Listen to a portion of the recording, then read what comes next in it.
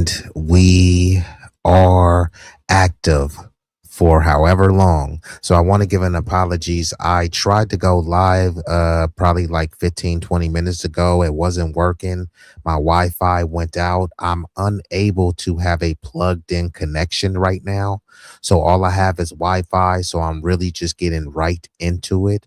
So if you want to watch this video uninterrupted, you can go to CBS Sunday Morning, 1.82 million subscribers. This is a propaganda mill, part of the corporate establishment, but this is an extended interview of Stephen A. Smith, and he is pretending as if he's going to have some sort of presidential run. Hopefully, my Wi-Fi doesn't go out. If it is, I'll just have to shut the stream down. I can give commentary from my phone, but of course, I won't be able to pull up the video. So just give me one moment and we're just going to get right into it. I'm starting the video probably about I think this video is about 27 minutes long. I fast forward some of it. Much of it is some sort of what I would like to call political fluff. It talks about him, how much he loves his family and his mom. And this is kind of traditional when you're running for president. They want to kind of humanize you, personalize you, make it seem like this is a person that you would want to have a beer with, you know? So I fast forward some of that, and then it will start to get into more of his professional career and his aspirations of running for president. Okay, so let's get into it. And of course, I'll have to stop the video, pause it, give commentary so that I don't get a copyright strike. Fair use, CBS, fair use. Because even though I want that for my children, they haven't suffered. They've never known suffering because they've only been on this earth 17 and 16 years respectively. My mother suffered, and for me to be in a position to alleviate so much of that and to make sure that she enjoyed the latter years of her life was my dream. And I was able to do that somewhat, but not to the degree that I would be able to do now. And so when people tell me to smell the roses, I never thought about the roses. The only roses I've ever thought about were the roses that I was bringing to her. And that's not the case anymore. And sometimes it is a struggle, but it's the major time that I'm struggling a lot because people want me to enjoy something that I can't enjoy because even when I'm at my height, all I think about is that she's not here to share it with me. Do y'all believe him? So this is Stephen A. Smith's, and I fast forwarded, but if you guys want to watch the video uninterrupted, I told you where y'all can watch it. This is a CBS interview. Stephen A. Smith, and I'm not trying to discount what he said in the the pain that it is once you lose a parent. I know, and I'm speaking from personal experience, but he's saying that it's hard for him to enjoy his hundreds of millions of dollars because his mom is not there to enjoy it. In an ideal world, you would want your closest, most long loved family members with you at the height of your career, at the peak of your wealth and success. But to pretend as if he's walking through life as a miserable victim because his mommy is not there to share in and partake in the millions of dollars that he has and he's spending with. To me, that's a crock of you know what. I get it. You're trying to make yourself appear more presidential, but to me, this is just doing too much. I'm all for saying that you miss your parent. You'll never get over missing your parent, a loved one, a brother, a sister that you lost, untimely, even if it was through natural causes. But to pretend as if you have hundreds of millions of dollars and you're just kind of moping your way through life. Like, come on, Stephen A. And he's the type of dude that's the pull yourself up by your bootstrap, don't have a victim mentality. So yeah, bro, People, there's plenty of people that lose their parents, and some people go into full-on depression. Some people start doing self-mutilation and self-deleterious activities, and people like Stephen A will be saying, stop acting like a victim, you just got to change your mindset, you know what I mean? But if I say, dude, stop acting like a victim, sorry that you lost your mom, but get over it, you got work to do, you got more millions to make, that would seem insensitive. But the way he's trying to make it seem as if he's some sort of victim because he just doesn't know what to do with his hundreds of millions because his mommy is not here. Like, come on, bruh. I'm gonna rewind it a little bit back though. She enjoyed the latter years of her life was my dream. And I was able to do that somewhat, but not to the degree that I would be able to do now. And so when people tell me to smell the roses, I never thought about the roses. The only roses I've ever thought about were the roses that I was bringing to her. And that's not the case anymore. And sometimes it is a struggle, but it's the major, major time that I'm struggling a lot because people want me to enjoy something that I can't enjoy because even when I'm at my height, all I think about is that she's not here to share it with me. How do you protect the spirit of Hollywood? So he said he can't enjoy it. Now, I understand if you can't enjoy it as much. You're saying you can't. You're saying that's definitive. You just don't enjoy it at all. Come on, Stephen A. He's always talking about how he's flying first class and the lush places that he's staying at, how he has nice suits. He's not enjoying those nice tailored suits that he's having. He can say that he enjoys all of this stuff and he misses his mama, but to pretend as if he's just making all of this money, millions and millions. Oh no, but I just don't enjoy it because I'm so depressed because mommy's not here. Come on, bro. Just stop. Like, I get it. You want to run for president. You don't got to do this, bro. You don't have to do this. The only roses I've ever thought about were the roses that I was bringing to her. And that's not the case anymore. And sometimes it is a struggle, but it's the major, major time that I'm struggling a lot because people want me to enjoy something that I can't enjoy because even when I'm at my height, all I think about is that she's not here to share it with me. How do you protect the spirit of Hollis Queens inside you as you climb the ladder? So many people get success, they ingratiate. They don't have feuds with other public figures. They don't raise their voice. They just kind of keep climbing. You have been as combative as ever as you've climbed the ladder. Well, I've been combative, but I've also been those other things too. I've been calm, cool, and collected. You've called yourself a corporate operator too. Well, you know how to navigate these big I do corporations. know how. Yeah, he's been combative with people he's debating with. Other than that, Stephen A. Smith is a perpetual, persistent butt kisser. He's only combative in a debating sense and getting heated about who's better, Michael versus LeBron. In other contexts, he's not combative. He'll get combative. He'll be foaming at the mouth, drooling with crust in the corner, right? When he does his monologues on his show. But as soon as someone gives him a bit pushback, he'll be railing against the left. Someone that's not even from the left, a lunatic liberal, gives him pushback, and then suddenly he's backing off what he said. Like, so combative with who? Former NFL players?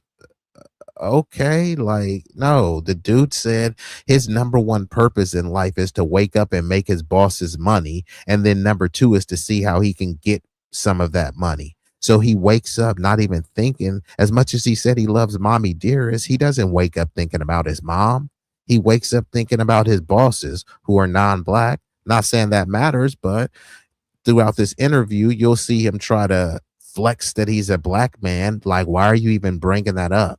You don't see color, right? So no one cares that you're a black dude. Don't bring it up. And realistically, he's a West Indian dude. But we'll get into that later. But yeah, we're delineating from Stephen A. Flat blackness is dead. We ain't just doing the we all black, one big global Negro with the same heritage. No, Stephen A. Smith is a West Indian American. Yeah, you can say that he has Negroid features. Yeah, he's not a foundational Black American freedman, and I'm not saying that he has to get my support, but he doesn't support anything for my community, and he doesn't really support anything for the working class. Do y'all think Stephen A. Smith is going to ride for the working class? Does Stephen A. Smith have a populist message, or is he going to do whatever his donors tell him? Stephen A. Smith is a persistent and a perpetual butt kisser. Before I get back into the video, I've been joined by an illustrious guest, Big Rick Slaps in building. Let me get right back into it. I had some technical difficulties earlier, so while I'm rocking out now, yeah, your boy is finna cook. I do know how to navigate because success, they ingratiate. They don't have feuds with other public figures. They don't raise their voice. They just kind of keep climbing. You have been as combative as ever as you've climbed the ladder. Well, I've been combative, but I've also been those other things too. I've been calm, cool, and collected. You've called yourself a corporate operator too. Well, you know how to navigate these big corporations. I do know how to navigate because I understand that I'm not the ultimate power. I'm not the ultimate power broker. Listen. Homeowners, if you're thinking about selling your house, but the idea of putting it out there for everyone to see just...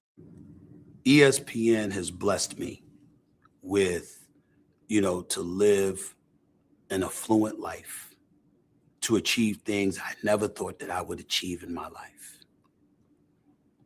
That does not happen if it's not for Bob Iger. You've built a real partnership with Iger. It does not happen if it's not for Jimmy Pitaro. If I don't get their blessings, doesn't happen. So for me, here comes the butt kissing part. I owe everything to Bob Iger. Like, he just went from praising his mommy to saying he owes it all because of Bob Iger. Like, he's almost about to praise this dude more than Jesus himself. That does not happen if it's not for Bob Iger. You've built a real partnership with Iger. It does not happen if it's not for Jimmy Pitaro. If I don't get their blessings, doesn't happen. So for me, remembering that is important. Just as much, certainly I wouldn't compare anybody to God, and I wouldn't compare anyone to my mother. But outside of those two, you know what? You still remember people who've done stuff for you. And for them to believe in me and to place the faith in me, that's what I should be holding on to more than what I have. It's not what, it's the why. Why do you believe they made you the face of ESPN? I don't know if they've made me the face of ESPN. I don't even try to consider myself that half the time. I work. I put in the work, and the people decide who the face is.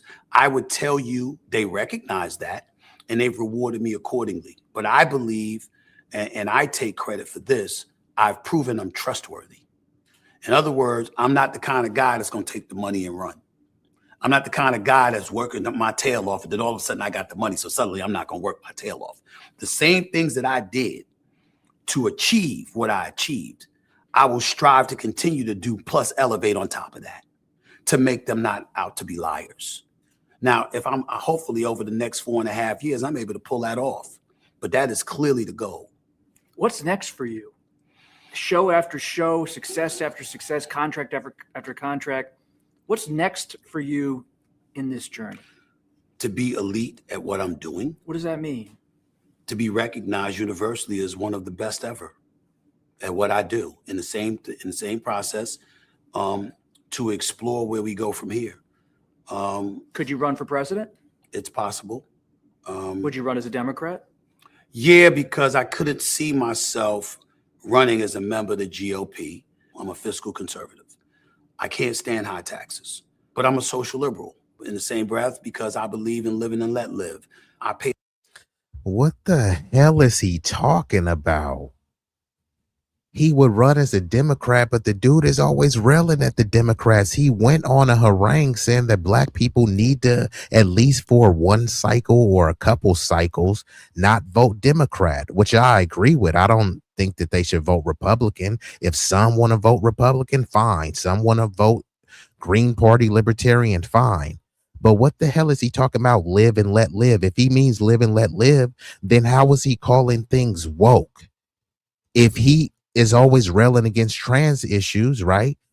Live and let live is letting trans people compete in sports. So look at all these vague little cliche buzzwords. What the hell is this dude talking about? I'm gonna rewind it back a little bit and break it down. He's saying he's a fiscal conservative, but a social liberal. More buzzwords. I call buzzwords and bumper stickers. What is fiscally conservative about Stephen A? He's always talking about these flashy suits that he has. Why isn't he shopping at the thrift store, right? If he wants to be fiscally conservative, he doesn't need this fancy tailored suit. And, I'm being facetious with this line of rhetoric, but he doesn't give any plan. So he says he's fiscally conservative. He has no plans, but he's going to get with other fiscal conservatives to give you a plan. But you're running as president. Why don't you have a plan? You're saying that you're going to be reliant on someone else to give us a plan. So why shouldn't we vote for that other person for president instead of you? You have no plan, but your plan is to just get people who know what they're doing. You don't know what you're doing, but your plan is to get people who know what they're doing. What the hell is Stephen A. Smith talking about here? I'm about live and let live. Okay, fine. Then let trans people compete in sports. Let drag book shows go on in schools. All the stuff that y'all call wokety woke. Live and let live, Stephen A. Let's rewind that back. Show after show, success after success, contract after contract. What's next for you in this journey? To be elite at what I'm doing. What does that mean? To be recognized universally as one of the best ever at what I do in the same process, to explore where we go from here. Could you run for president? It's possible. Would you run as a Democrat? Yeah, because I couldn't see myself running as a member of the GOP. I'm a fiscal conservative. I can't stand high taxes, but I'm a social liberal in the same breath because I believe in living and let live. I pay attention to the desolate and the disenfranchised. Yes, I like strong borders. That's absolutely true. We never needed open borders, but we don't need it to be. More buzzwords. I pay attention to the desolate and disenfranchised. Okay, fine. Who is that? And then you'll see that he's definitely not talking about black people. See, whenever there's a discussion about who's at the bottom, it's blacks this, blacks do this, blacks don't do that, black, black, black, black. But then when it comes time to, okay, fine, let's uplift people. Rising tide lifts all boats. Okay, let's start with the boat that's under water. Then you start hearing terms like marginalized, overlooked, minorities, desolate, and disenfranchised. Okay, who? That's not specific. You can always find an argument and frame a narrative that someone is desolate and disenfranchised. Right now, most Congress people, white. Most military people, white. Most firemen, white. Most policemen, white. Most of the presidents have been white. Most CEOs, white. Who has the most wealth in the country? White people. But somehow there's a framing, which even Stephen A. Smith will align with, that whites are desolate and disenfranchised. Yeah, maybe some of them, but who's disenfranchising them? Instead of blaming the people that are actually have the power, authority, influence, and the means to disenfranchise them, they'll blame someone who's powerless because they have a different skin pigment and they don't look like them. And they seen some video, some derogatory video that was produced by someone that looks like them, but they're mad at people who don't look like them. And still, they can't afford a home. They can't afford groceries. They don't have health care. They can't afford to go to the dentist. But yeah, let's blame someone who doesn't have power and overlook that Palantir and all of their billionaire buddies are putting you in a surveillance nanny state. And people are still talking about George Floyd and BLM. George Floyd, who's more dangerous to your life? George Floyd, who's dead, or Palantir? But what do you hear more people rambling about on Twitter? BLM burnt down cities. No city was burnt down. Palantir is surveilling everyone's city and everyone's phone. What is a more pressing issue? But, let's get back into it. It's possible. Would you run as a Democrat? Yeah, because I couldn't see myself running as a member of the GOP. I'm a fiscal conservative. I can't stand high taxes, but I'm a social liberal in the same breath, because I believe in living and let live. I pay attention to the desolate and the disenfranchised. Yes, I like strong borders. That's absolutely true. We never needed open borders, but we don't need it to be. And listen to what he's saying. Some people will say, oh my God, he's speaking to my soul. How? What is he saying? He said he pays attention to the desolate and the disenfranchised. He doesn't really do anything for them. Do you think Stephen A. Smith is hanging around with the desolate and disenfranchised, or is he hanging around with people that he can persistently butt kiss on? Is he gonna butt kiss a construction worker or a plumber? Yeah, he may thank a plumber that comes and works to his house. Maybe he even tips them good, but he doesn't see them on the same level as him. So him saying he pays attention to the desolate and disenfranchised, that's part of the Democrat playbook, especially with the Julian Assange WikiLeaks. Part of their playbook for the Democrats specifically said when it comes to the BLM and other activists that are saying tangibles and arguing for reparations and other legislation that offers restorative justice, the Democrats said, listen to them. Say, I feel you, I hear you, but don't promise them anything. This is more of the same rhetoric. I pay attention to them. Yeah, you pay attention to them. You listen to them. You take down notes and then burn after reading. What is the point of listening to someone if you're not going to do anything about it? Someone vents all their problems to you and you say, I hear you. I hear you. Now vote for me. What are you going to do about it? Nothing. But I hear you. I heard you. The other people, they didn't even listen to you. Vote for me because I listened to you. I know you're going through pain. You're desolate and disenfranchised. I ain't going to do shit for you, but I heard you. That's pretty much what Stephen A. Smith is saying. If he's not saying that, then what is he going to do? You don't know because he never says and he won't say.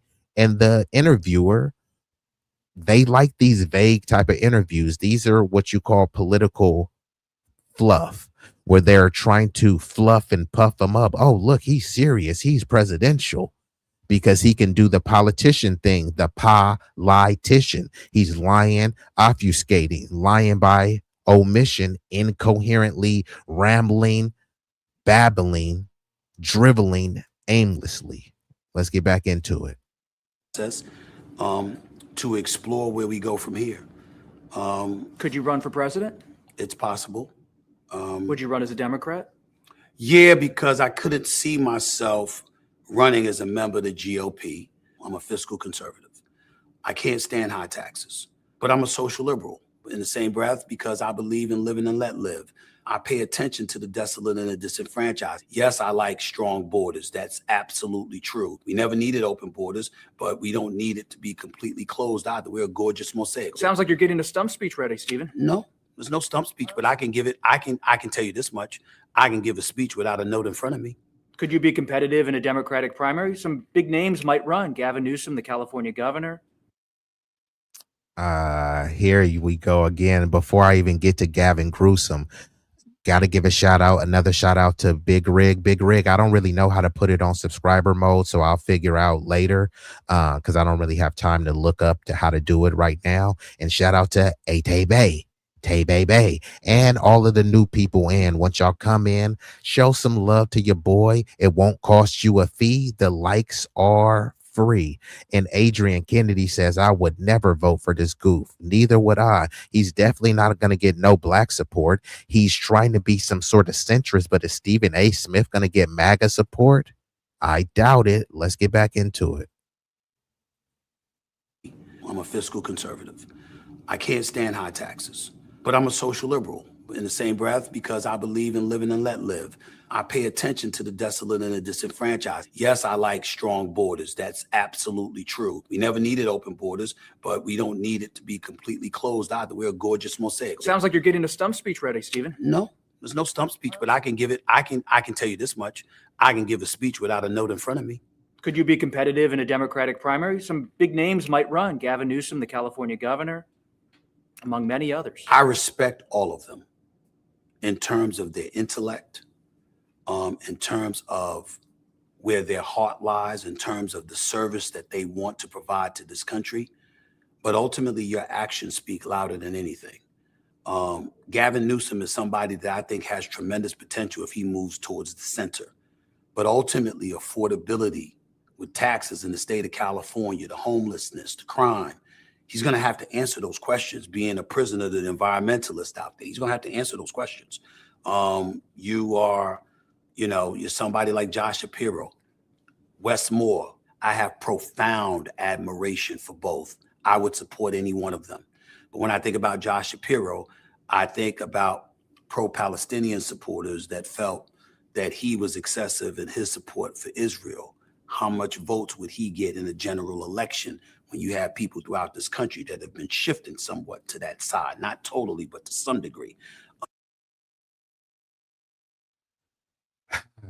What the hell is Stephen A. Smith talking about? So he's saying Josh Shapiro won't get votes because, more people are supporting free Palestine than Israel. I would concur with that. More people are moving over to that side, as he says, right?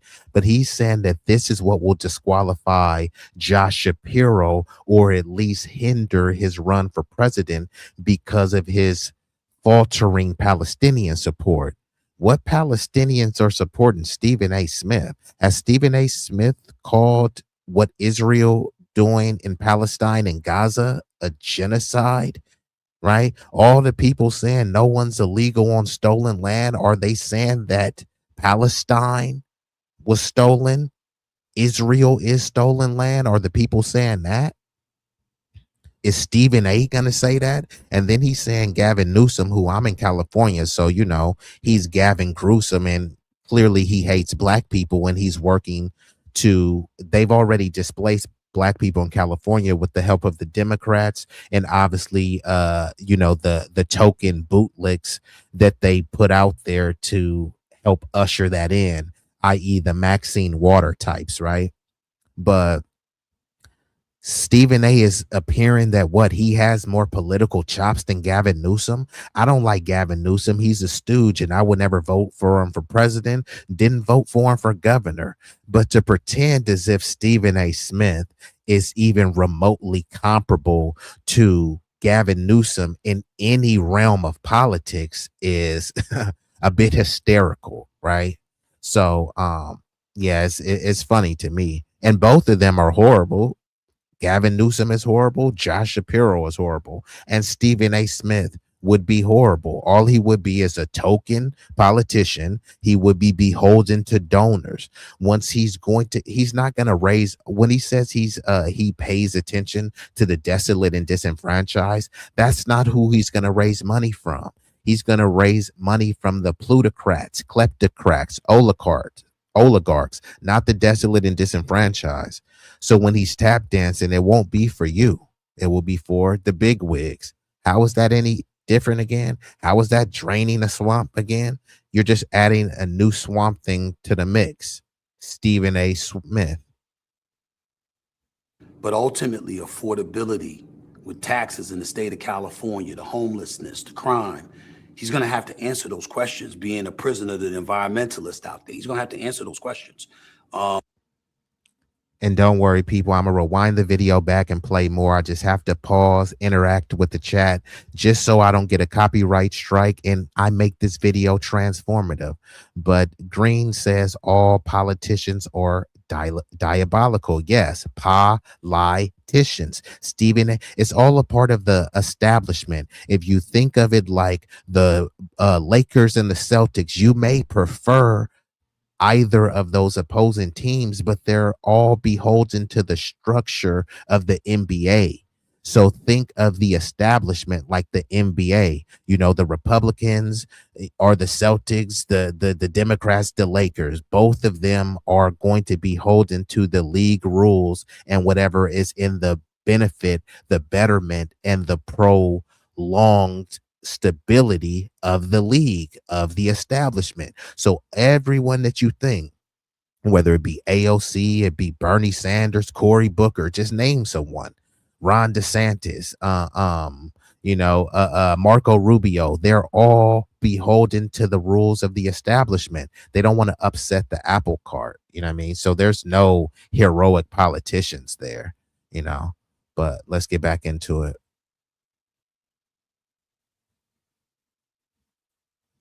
completely closed either. We're a gorgeous mosaic. Sounds like you're getting a stump speech ready, Stephen. No, there's no stump speech, but I can give it. I can tell you this much.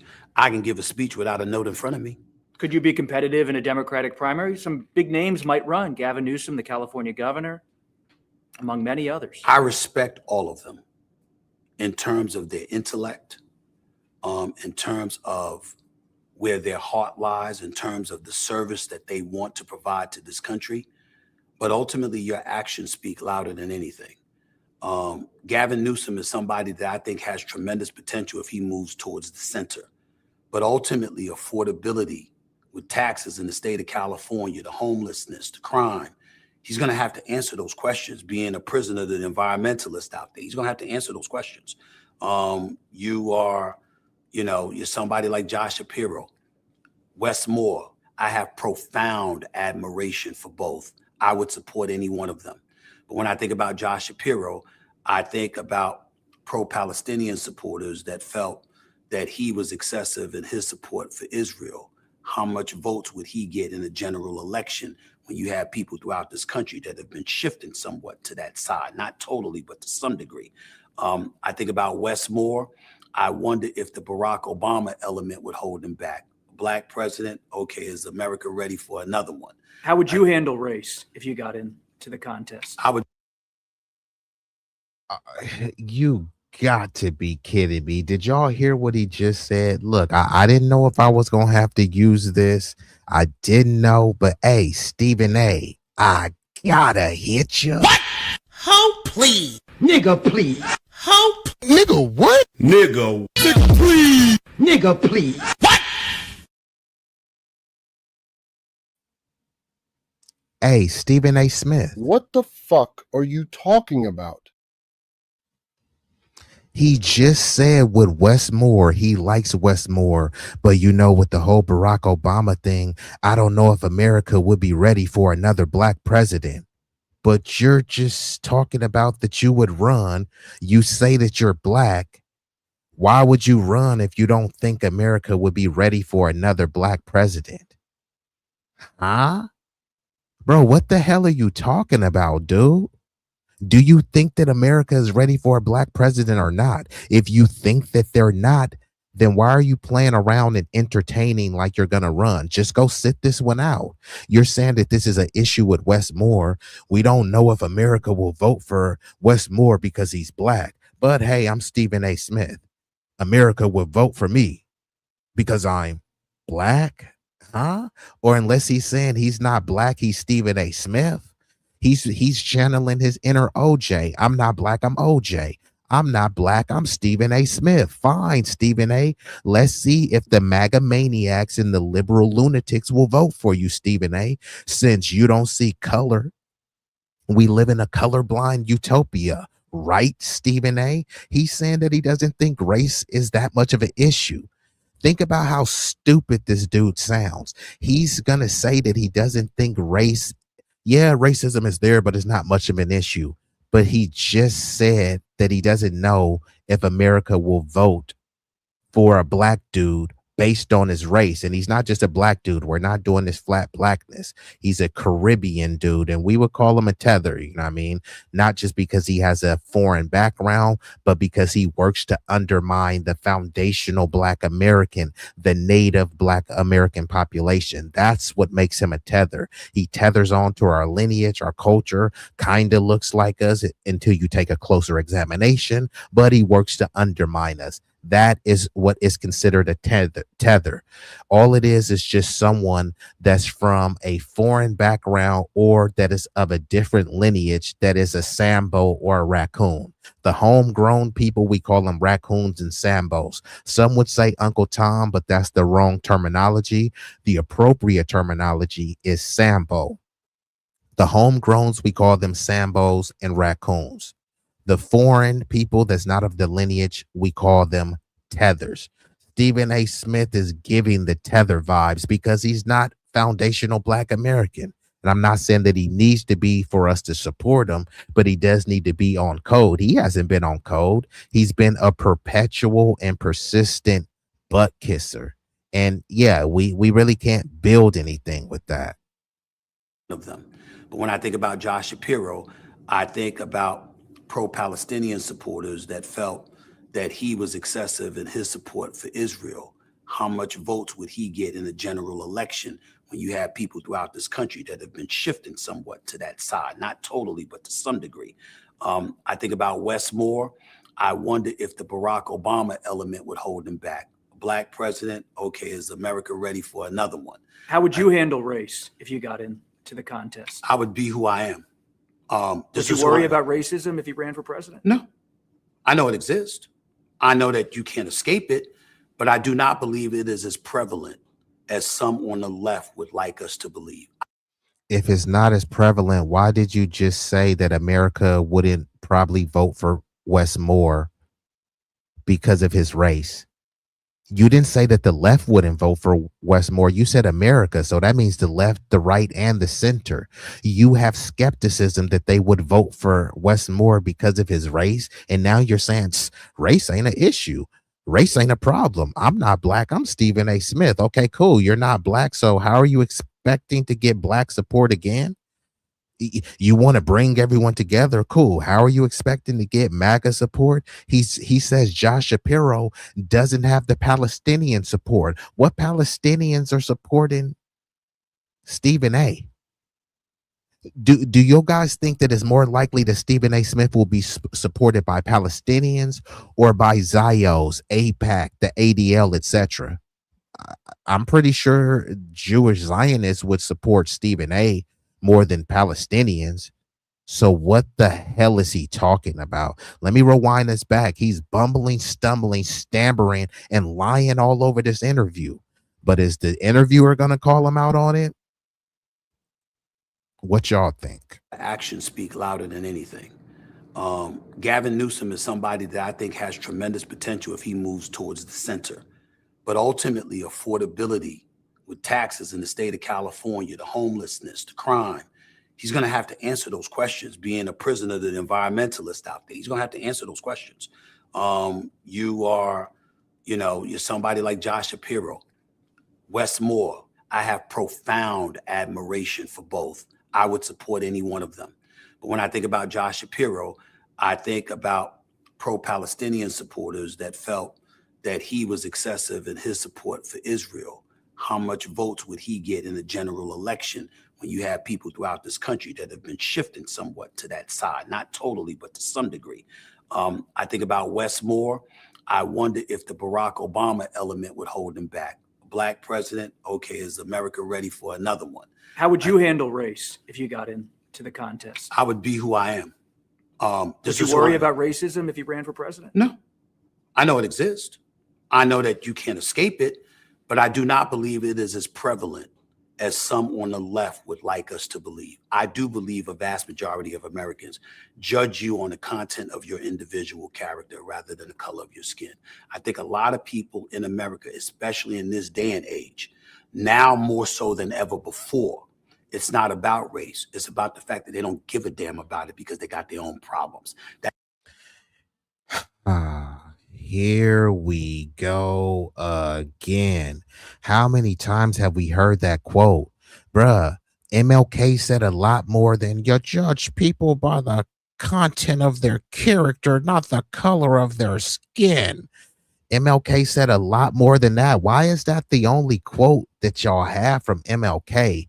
And as much as Stephen A. Smith saying people are moving past race and he's trying to make it appear that we live in a post-racial society, you have people like Elon Musk and Tucker Carlson saying we need more white babies. White babies. They didn't say Christian babies. They didn't say person of color babies. They didn't say multiracial babies. They said white babies. How are they moving past race again? JD Vance running up there saying, oh, white people are being discriminated against. We're victims. How was JD Vance saying specifically that white people are being discriminated against? How is that moving past race? I thought talk of race was woke, right? Wokety woke, woke, woke. When you talk about black people, that's woke. When you talk about white victimhood, suddenly that's not identity politics. I thought we were all Americans, right? drop the hyphen, right? We're all Americans. So why are you talking about black on black crime? Why aren't you talking about American on American crime? Or why isn't that term used interchangeably? Let's talk about white on white crime, like what happened with Charlie Kirk, right? Charlie Kirk was railing against black people, talking about gang violence, and then it was an alleged white dude who loved white trans people who shot him. White on white crime. Or was it just Americans committing crime against each other, human beings committing crime on other human beings? But if we want to racialize everything else, why not racialize that? So Stephen A is trying to make it seem like, oh no, we've moved past race. As soon as there's a mass shooting, what is the first thing that people want to know? Not if he was Muslim. That's probably like the second thing, right? The first thing people want to know is what race was the shooter. When people say, what about Chicago? They don't say that because they care about this American city. They're making an implicit race argument. That's the first thing that they want to say when they have terms like joggers and didn't do nothing and usual suspects. Those are implicit, thinly veiled race arguments and race insults and remarks. So Stephen A is trying to do this whole colorblind, I don't see color thing that he thinks is going to unite the country. But okay, good luck with that, Stephen A. You got a bunch of the MAGA maniacs and the lefty lunatics agree with them in most situations where they're trying to have all white towns, right? So go preach to them. Go talk to Nick Fuentes about all coming together and not seeing color. Pro-Palestinian supporters that felt that he was excessive in his support for Israel. How much votes would he get in a general election when you have people throughout this country that have been shifting somewhat to that side? Not totally, but to some degree. I think about Westmore. I wonder if the Barack Obama element would hold him back. Black president, okay, is America ready for another one? How would you handle race if you got into the contest? I would be who I am. Did you worry about racism if you ran for president? No.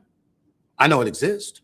I know that you can't escape it, but I do not believe it is as prevalent as some on the left would like us to believe. I do believe a vast majority of Americans judge you on the content of your individual character rather than the color of your skin. I think a lot of people in America, especially in this day and age, now more so than ever before, it's not about race. It's about the fact that they don't give a damn about it because they got their own problems. That's entirely different than believing they are superior to you and they want to hold you back from ascending. That's not what's going on to the degree that it was decades ago. What's going on now is that we have more white Americans and others suffering and worried about the state of our nation. Here we go again. So now, remember, he said he speaks for the desolate and disenfranchised. So that's what? White people. So white people are victims, right? So we shouldn't hear any more talk about people saying you have a victim mindset, because according to Stephen A, he's standing up for the desolate and disenfranchised, who are white people and others, right? When you look at the social stratification, who's at the top? White people. But who are they framing as the most victimized, the most oppressed? White people. The same people who are saying systemic racism doesn't exist, stop complaining, don't beg the government, get over it. Fine, we need to get over it, right? Don't white people need to get over it too, right? If JD Vance is saying white dudes are being discriminated against, who's discriminating you, right? You said that black people don't have no power. So it's obviously not black people. So if it's other white people discriminating against you, why are you complaining? You need to be talking. This needs to be a in-house conversation. Why are you bringing the whole entire country into it when it's whites discriminating against other whites? Y'all have disproportionate wealth and power, right? So y'all are in the positions to hire and fire people, right? It's not people that look like George Floyd. It's people that look like you. So blame your community. You can't on one hand say that you guys are in charge and you guys don't have any power. Fine, we're powerless. We have no power, but you do. So I'm not supposed to blame you, the person who's in charge with all the power? Make it make sense. You can't, because it doesn't. Is America ready for another one? How would you handle race if you got into the contest? I would be who I am. Would you worry about racism if you ran for president? No. I know it exists. I know that you can't escape it, but I do not believe it is as prevalent as some on the left would like us to believe. I do believe a vast majority of Americans judge you on the content of your individual character rather than the color of your skin. I think a lot of people in America, especially in this day and age, now more so than ever before, it's not about race. It's about the fact that they don't give a damn about it because they got their own problems. That's entirely different than believing they are superior to you and they want to hold you back from ascending. That's not what's going on to the degree that it was decades ago. What's going on now is that we have more white Americans and others suffering and worried about the state of our nation. And because they're concerned about that, that's where their worries lie. A lot of them watch you, listen to you. I know. I'm aware. Let them keep listening. I'm not going away. I'm not going away. Has the Trump presidency changed everything in terms of a celebrity thinking about the White House? 10 years ago, Stephen A. Smith from ESPN running for president, people go, what are you talking about? But now, this time around, people go, hey, that's America. I'm not going to say his name because I don't want to violate his trust. But I had a governor say this to me, who's actually encouraged me to run. What he said to me was, the work is tough, but not as tough as you think. The real work comes from the states. He said the presidency is not just a statesman position, but it's a bullhorn to utilize on behalf of American citizens everywhere to make sure that the politicians below the Oval Office do what they're supposed to do in the best interest of the country, if not be called out for it. So if you're a senator, if you're a representative, if you are in law enforcement, if you are in the judiciary, if you are a governor, if you are a mayor, if you are a councilman or assemblyman or woman, et cetera, are you doing your job in the best interest of the people you represent? That's where the president comes in, as the constant, incessant, tireless, tenacious reminder that you are supposed to be looking out for America. Let's make. Is he convincing y'all to vote for him? This sounds just like a whole bunch of word salad right now. Like, what did he say that you can take from? What is his message that he's running on? Out of everything that I played right now, and I've tried to, once I give commentary, I try to rewind it back clearly so you have full context of what's being said. This is what you call bloviating bluster, aimless babble. Where the hell is he going with this stuff, right? Cool. He's trying to rally the troops and make it appear as if he's going to launch some sort of serious campaign. Even if he was going to, maybe I would consider supporting him. But what has he given you to support?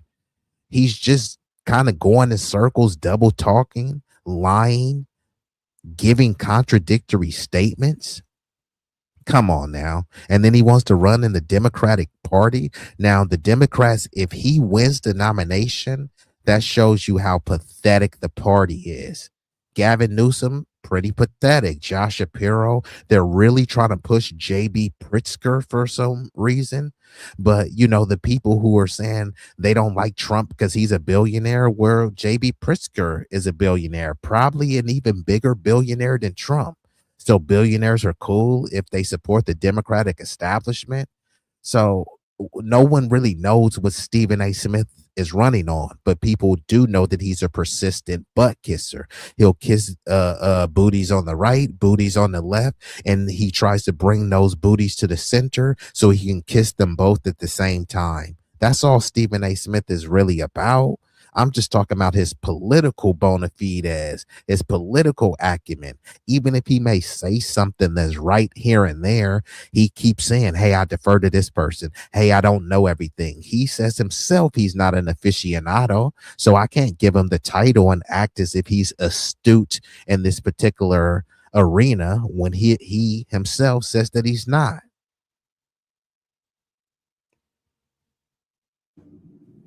What he said to me was, The work is tough, but not as tough as you think. The real work comes from the states. He said the presidency is not just a statesman position, but it's a bullhorn to utilize on behalf of American citizens everywhere to make sure that the politicians below the Oval Office do what they're supposed to do in the best interest of the country, if not be called out for it.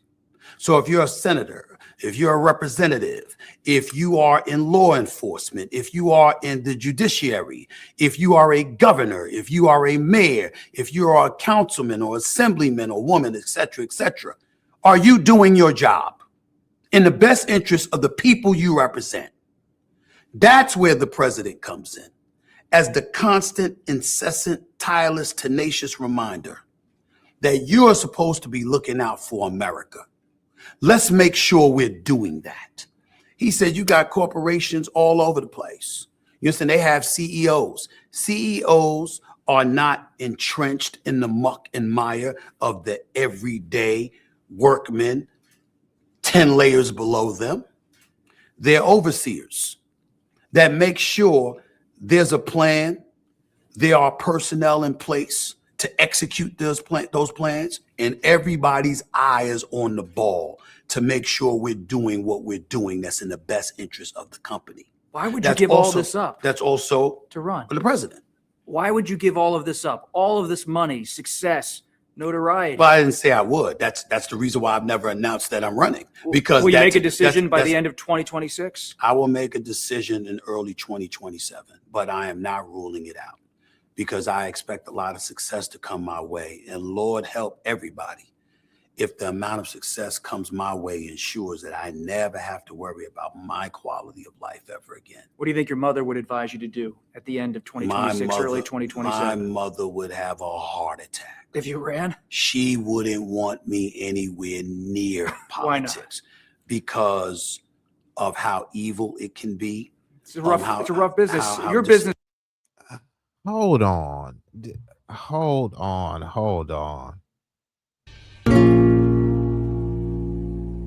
Wait a damn minute. Wait a damn. Say, hold up. Wait a minute. Something ain't right. Nope. No. So he said his mom wouldn't want him running. His mom would have a heart attack. He said he's doing all of this stuff because of his mom. He said he can't enjoy the $100 million+ that he made because his mom is not here to enjoy with that. However, he's thinking about running for president, even though his mommy dearest wouldn't have wanted him to run.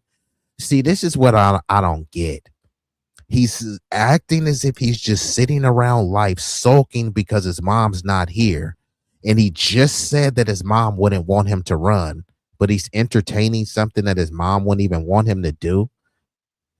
You're a grown man. You can do whatever you want, but why are you just keep bringing up your mommy and saying how sad you are that she's not here to partake in your spending of these millions of dollars, but yet you're going to run for president potentially, even though mommy would have had a heart attack? These are your words. Like, this shit don't even make no sense, bro.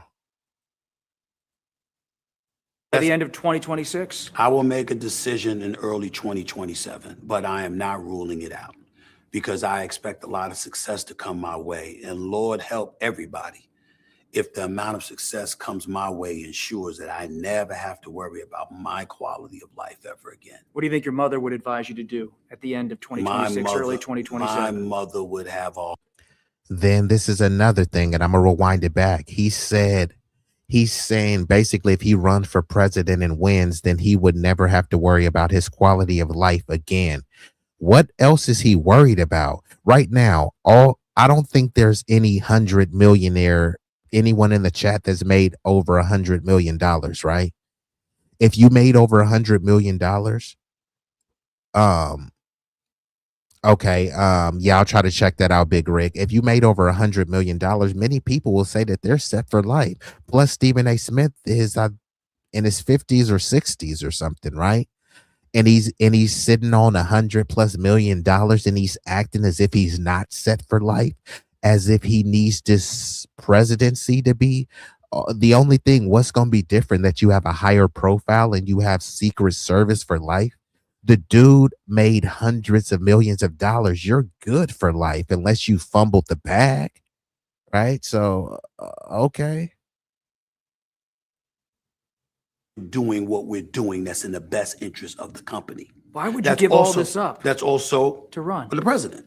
Why would you give all of this up? All of this money, success, notoriety. But I didn't say I would. That's the reason why I've never announced that I'm running. Because will you make a decision by the end of 2026? I will make a decision in early 2027, but I am not ruling it out because I expect a lot of success to come my way. And Lord help everybody if the amount of success comes my way ensures that I never have to worry about my quality of life ever again. What do you think your mother would advise you to do at the end of 2026, early 2027? My mother would have a heart attack. If you ran? She wouldn't want me anywhere near politics. Why not? Because of how evil it can be. It's a rough business. Your business is rough, but So if politics could be evil, don't you have to be evil as well to be engaged in politics? You can't be on the block and say, man, the block is cutthroat, but in order to survive on the block, I need to be more polite and sweet. Nah, you need to be more cutthroat. So if politics is as bad as he says it is, as evil as his mom would have thought it was, then that means he needs to kind of tap into his evil spirits as well. They say politics is a blood sport. War is politics with bloodshed. Politics is war without bloodshed. politics. How disingenuous it could be. I have to worry about my quality of life ever again. What do you think your mother would advise you to do at the end of 2026, early 2027? My mother would have a heart attack. If you ran? She wouldn't want me anywhere near politics. Why not? Because of how evil it can be. It's a rough business. Your business is rough, but politics. How disingenuous it could be or whatever. I would focus on the change that I'd have the ability to facilitate making. It wouldn't be me alone. I'd have to have an exceptional staff, and I'd have to have some tireless, committed people determined to make America better. And so that's certainly something that I would definitely consider. I would tell you though, my mother always knew that I was interested in politics. What a lot of people don't realize is that since I was a kid, I was watching Ted Koppel with ABC News Nightline. I'd watch Peter Jennings' World News Tonight. I'd watch Tim Russert on Meet the Press. I watched. What the hell does this have to do with anything? See, these are the things that's supposed to ingratiate him to the public, make him like it, right? Good. Look, I get it. You loved your mom. You lost your mom. You're sad that your mom's gone, right? We get it. How many other people could we say love their mom, lost their mom, wish she was here? How many people fit that criteria? Does that make you presidential material? And if it doesn't, then why are we going on and on and on about this, right? He's talking about as a child, his delusions of grandeur for running for president, but then he's trying to put his feet in the water. Maybe I'll run for president. I don't really know if I'm gonna run for president. Bro, you have no policies at all. What policies has he even said that he's running on? He says he's a fiscal conservative. That's a title. That's a moniker. That's not a policy. In this whole interview, he hasn't said any policies that he supports. All he says is that, white people are part of the desolate and disenfranchised, and he's going to stand up for them because he pays attention to people who are marginalized. Okay, cool. You pay attention to them. What policy are you putting forward for them? He has no answers. And this alleged journalist and interviewee isn't even asking him anything.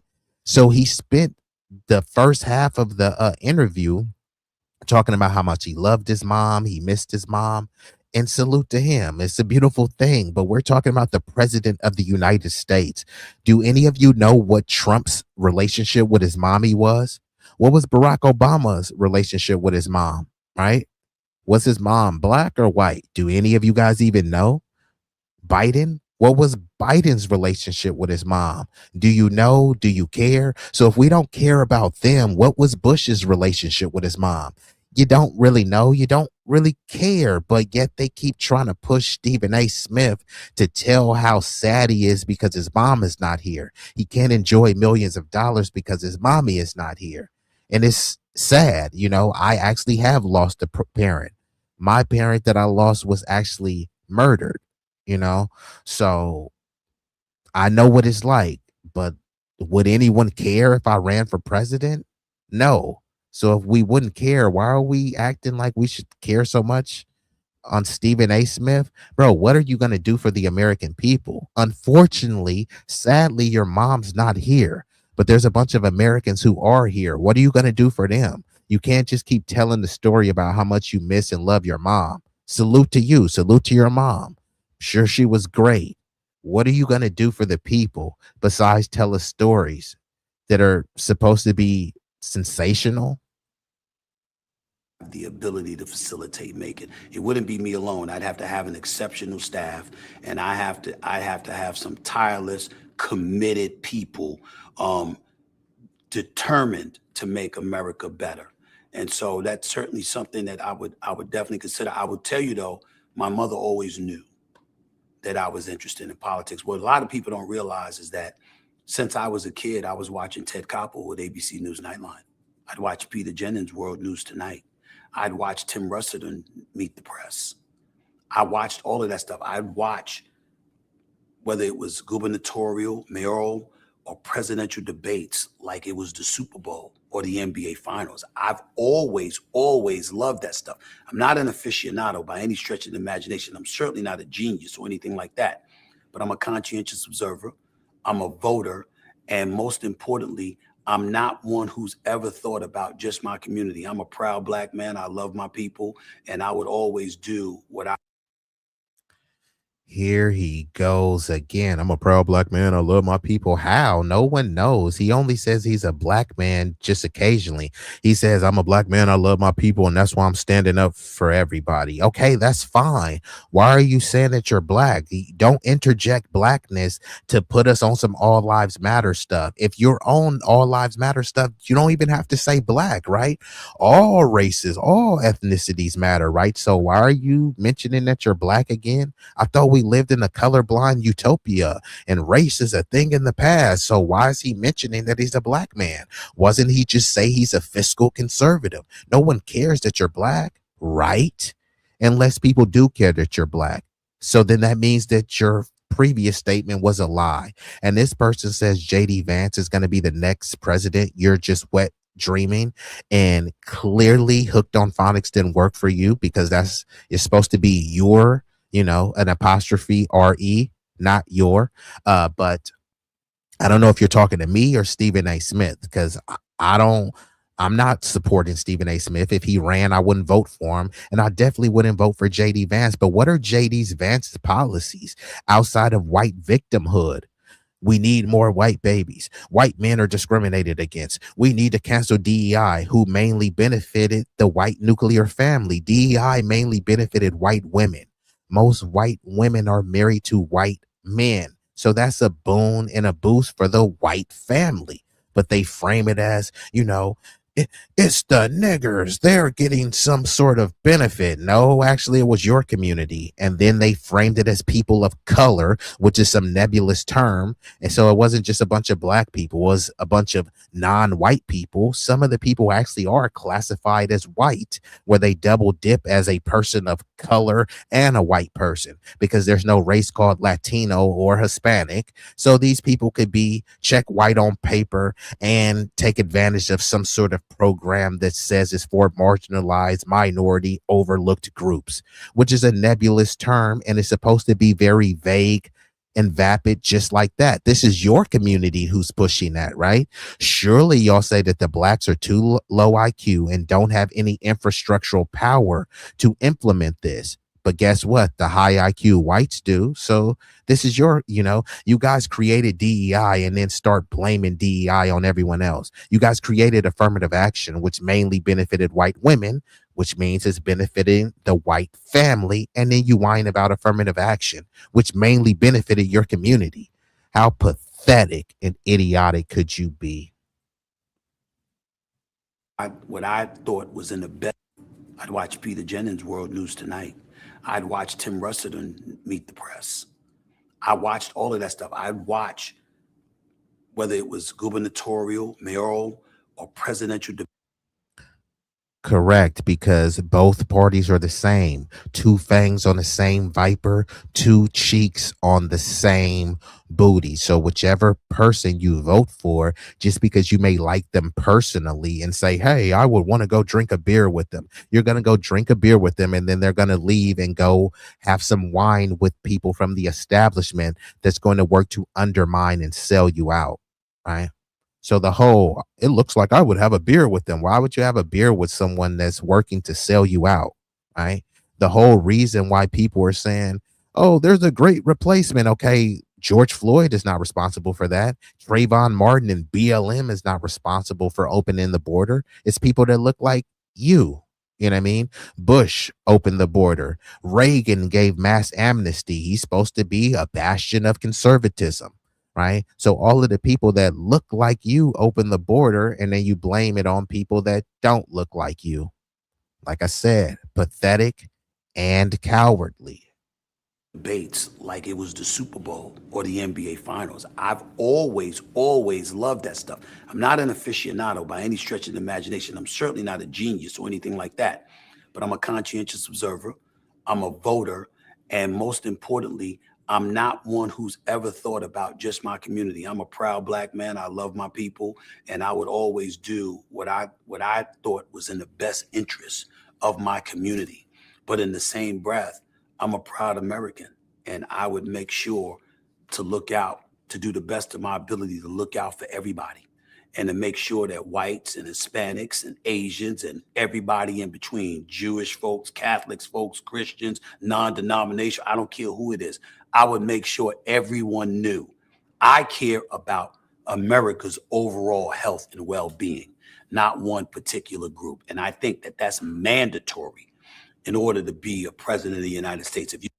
This is just his version of Barack saying, I'm not the president of Black America, I'm the president of all America. So all he's saying is, yeah, I'm a proud Black man, but hey, you guys don't have to worry. Don't think that I'm woke. Don't think that I want to enrich and empower the Black man. I'm just a Black man. I'm just a mascot, but I really will help everyone else out. That's what he's trying to ensure the people. Same thing, Kamala. I'm not going to say I'm going to do something that only benefits Black people, right? But no other group would say that, right? And for the people that are expecting and demanding tangibles, no one is saying, here, give my community tangibles and then let the rest of the country go to SHIT. No one is saying that. We're saying, look, we have been a group that has been specifically targeted, specifically aggrieved. You've shown the propensity to hand out millions and even billions of dollars to people who aren't even citizens. So we're saying we got skin in the game. Not only us, but our ancestors fought, bled, and died here. We're saying just give us a piece of the pie. We ain't trying to overthrow the government. We're not trying to do no January 6th stuff. We would have a more justified claim to do some January 6th stuff than someone that got mad and alleged the election was stolen. I'm a baby, so now I need to storm the Capitol and violently attack people, right? We're not even doing that. All we're saying is, bro, just cut us a check, man. And I'm talking about specifically foundational Black American freedmen. Citigroup did a study, and this is like the third largest financial institution in the world. And they said like paying reparations would be a boost to the economy, not just to everyone just because you just showed up here and your name is Dikembe Mutombo and you're Black. No, we're talking about the foundational Black American freedmen, the people who were in those treaties, the people who were reclassified, copper colored, Negro, all of this other type of stuff, right? It's not a handout. It is to boost the economy, but to also show that we really are the pinnacle of morality here. But if we also want to stimulate the economy, that's one way to do it. But meanwhile, many of these NGOs, many of both these corporate establishments, they don't mind giving money to immigrants who send money to their homeland. How does that benefit the nation again? Look up in 2024, 450 billion estimated remittances of people that are immigrants or from an immigrant background sending money to their homeland to build up their homeland or to go back to their homeland and live like a king or a queen. How was that helping us again? How was that America first? You come over here, don't want to give the FBAs a business loan in their own neighborhood, but you give it to an Asian person. Yeah, we'll give them to it as long as they don't put their business in a white neighborhood, right? That's not pulling themselves up by the bootstrap. That's giving them an economic floor to lead to economic disenfranchise and displacement. All of these things are documented, right? This is not any victimhood or anything like that. But even if it was, clearly people don't have an issue with victimhood. Remember during the COVID-19, Asians were victims. They said, we have Kung flu, stop Asian hate. They said the China virus, we're victims. Jewish people at the campuses, we're victims. They said free Palestine. They said globalize the intifada. We're victims, right? But then if someone calls you a nigger, if you people are lynching, mass incarceration, police brutality, debt peonage, sharecropping, eminent domain, medical experiments, i.e. the Tuskegee and the syphilis and stuff, get over it. You're not a victim. Even though you've been victimized, get over it, right?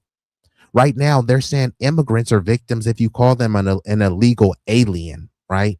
You can't hurt their feelings. No one's illegal, right? So this is where we're at with the politics. You know what I mean? It's unfortunate, but kind of is what it is. Let's get back into it. Aficionado by any stretch of the imagination. I'm certainly not a genius or anything like that, but I'm a conscientious observer. I'm a voter, and most importantly, I'm not one who's ever thought about just my community. I'm a proud Black man. I love my people, and I would always do what I thought was in the best interest of my community.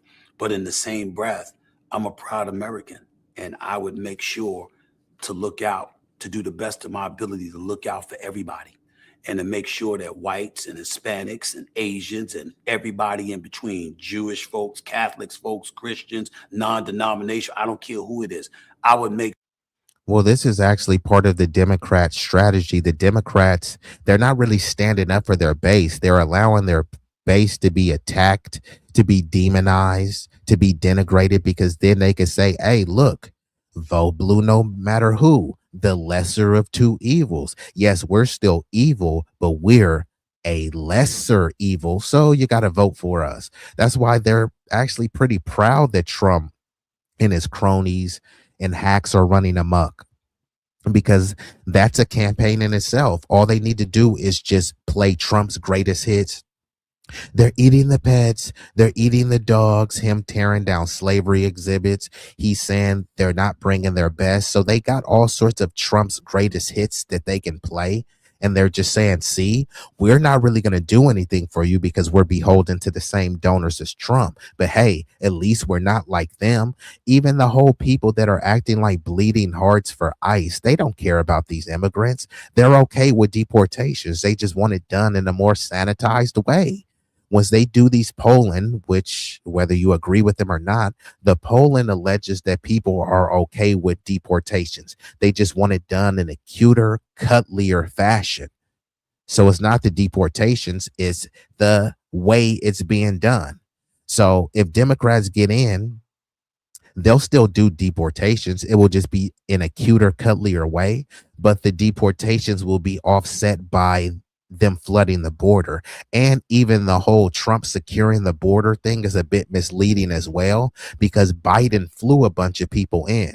So when they say, oh, look, the borders is secure, yeah, but how many people are flying in? This isn't the 1960s or the 1980s anymore. there were hundreds of thousands of people, really millions of people. So I'm just giving the lowest estimated number of hundreds of thousands of people that Biden flew in. So they didn't come across the border. So people didn't make a big stink about it. But guess where they were dumped in? They always dump them in a black neighborhood to displace the black community. The Republicans don't care because they say, hey, well, the blacks ain't voting for us anyway, so we don't care. But the Democrats do. So they dump a bunch of people over there and then say, yeah, they don't need to have voter ID. Oh, illegal immigrants aren't voting. How would you know? You're not checking anyone's ID. That's racist. And you know that's going to be my next story that I transition into. But yes, I mean, the whole great replacement theory is not a theory, it's a strategy. But the strategy isn't towards white people, it's towards the foundational black American community, which is why all of these immigrants who have a history of being anti-black, they get dumped in what was historically a black neighborhood, and then suddenly you wake up overnight and they're like, oh well, this is a Hispanic neighborhood now.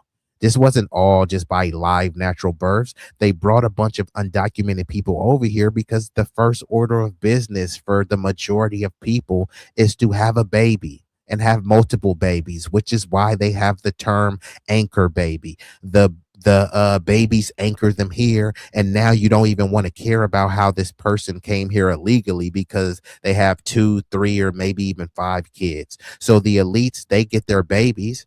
It's not white babies, which they would prefer, but they're still babies nonetheless. They need people to go fight their forever wars. They need people to run their AI factories. And what do they say? They're doing the jobs that no one wants to do. Okay, fine.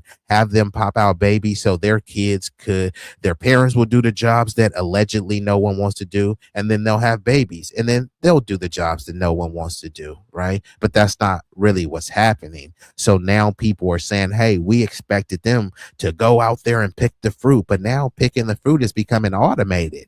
They don't need a bunch of immigrants in the field to be picking fruits. That's most of them don't do that anyways. So now people are infringing upon various work sectors. They didn't care when it was the lower end jobs, but now people are getting in other positions of power, running for mayors, and now they think everyone is going to be a Zoran Mondani saying built by immigrants, powered by immigrants, and you know he has a immigrant exceptionalism mindset. Well, if you're against that, you have no one to blame but your community. Both parties support open borders for different reasons, but both parties do. That's why you hear even Republicans now. They're saying that there's tens of millions of illegal immigrants, but they're not deporting. They haven't even deported 1 million people. So what's going to happen with all those people? It's not going to be mass deportations. They're going to find a way to give them mass amnesty or just leave them in the limbo of where they're not a citizen, which is going to incentivize them even more to have a baby so that they have the birthright citizenship, which is why Trump is challenging that. So this is all a strategy. It's not a great replacement theory. It's a strategy mainly targeted towards the foundational Black American community, because like I said, the Republicans saying, hey, well, you niggas don't vote for us anyways.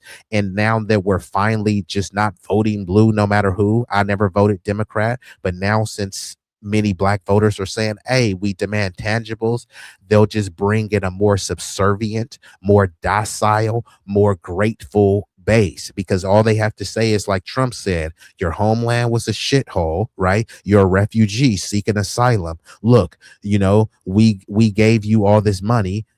I mean, it wasn't us. We funneled the money to these NGOs and they gave you all the money, right? So now who do you think they're going to vote for? Are they going to vote for the Republicans who are saying we need more white babies and build the wall? Or are they going to vote for the Democrats who are saying this is a nation of immigrants built by immigrants and every immigrant in the world should be able to come here? Which party do you think they're going to vote for? So, I mean, this is not even rocket science. You don't have to be a political savant to understand this. Just observer. I'm a voter. And most importantly, I'm not one who's ever thought about just my community. I'm a proud Black man. I love my people, and I would always do what I thought was in the best interest of my community. But in the same breath, I'm a proud American, and I would make sure to look out, to do the best of my ability to look out for everybody and to make sure that. So Dad is sad says, I genuinely think the reason they fight for open borders is for human trafficking and somehow votes, even though illegal shouldn't be able to vote. But what do I know? Yes, well, they shouldn't be able to vote, but there's over 17 municipalities across the country where they can vote. And they use the language where they say you can vote regardless of citizenship, right? So when they say that, that means anyone can vote. They're not going to check. And then also there's many people when they try to say, hey, the only crime they did was crossing the border illegally. Well, that's a crime. If I say the only crime I did was sell an eighth of weed is not a lot, but people will say, hey, you do the crime, you do the time. Somehow when people say, hey, I only crossed the border illegally, well, that's a crime. So if someone has some time for it or some sort of punitive punishment, then, you got to eat that. Also, when it comes to the human trafficking, this is why I try to say both parties support the open borders, because when those borders are open, you know how many, don't take my word for it, just Google how many unaccompanied minors were there, right? Right now, if any of you guys have a kid, people barely send their kids to school unaccompanied. You're going to send your kid across the border into another country unaccompanied, or accompanied by what? Some coyote? We don't know if that coyote was a PDF file. We don't know if that coyote was a gang member. Clearly, there's someone that's exploiting this person. And then there was reports of hundreds of thousands of people missing via human trafficking.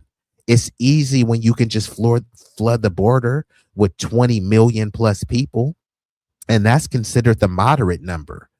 20 plus million people crossed the border illegally, and this is considered the moderate number. They say it's higher than that. So the minimum is around 20 million. And yeah, ultimately, they're not going to be undocumented in illegal alien status forever.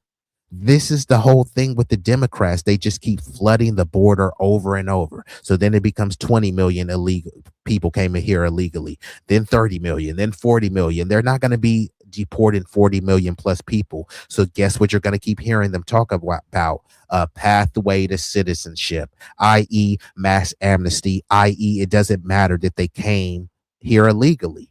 And if I was an immigrant from another country and I seen that, why wouldn't I want to cross the border illegally?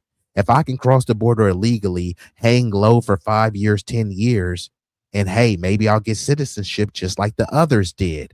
That's going to encourage and incite more illegal immigration, right? If the Democrats cared about these people so much, why aren't they trying to get citizenship for the people that's been here 20 years ago? Instead, they're saying, oh, we're not going to give them citizenship, but their babies, the babies that they anchored here, the babies are citizens. So once again, as an immigrant, if you see this, wouldn't that incentivize you to have a baby?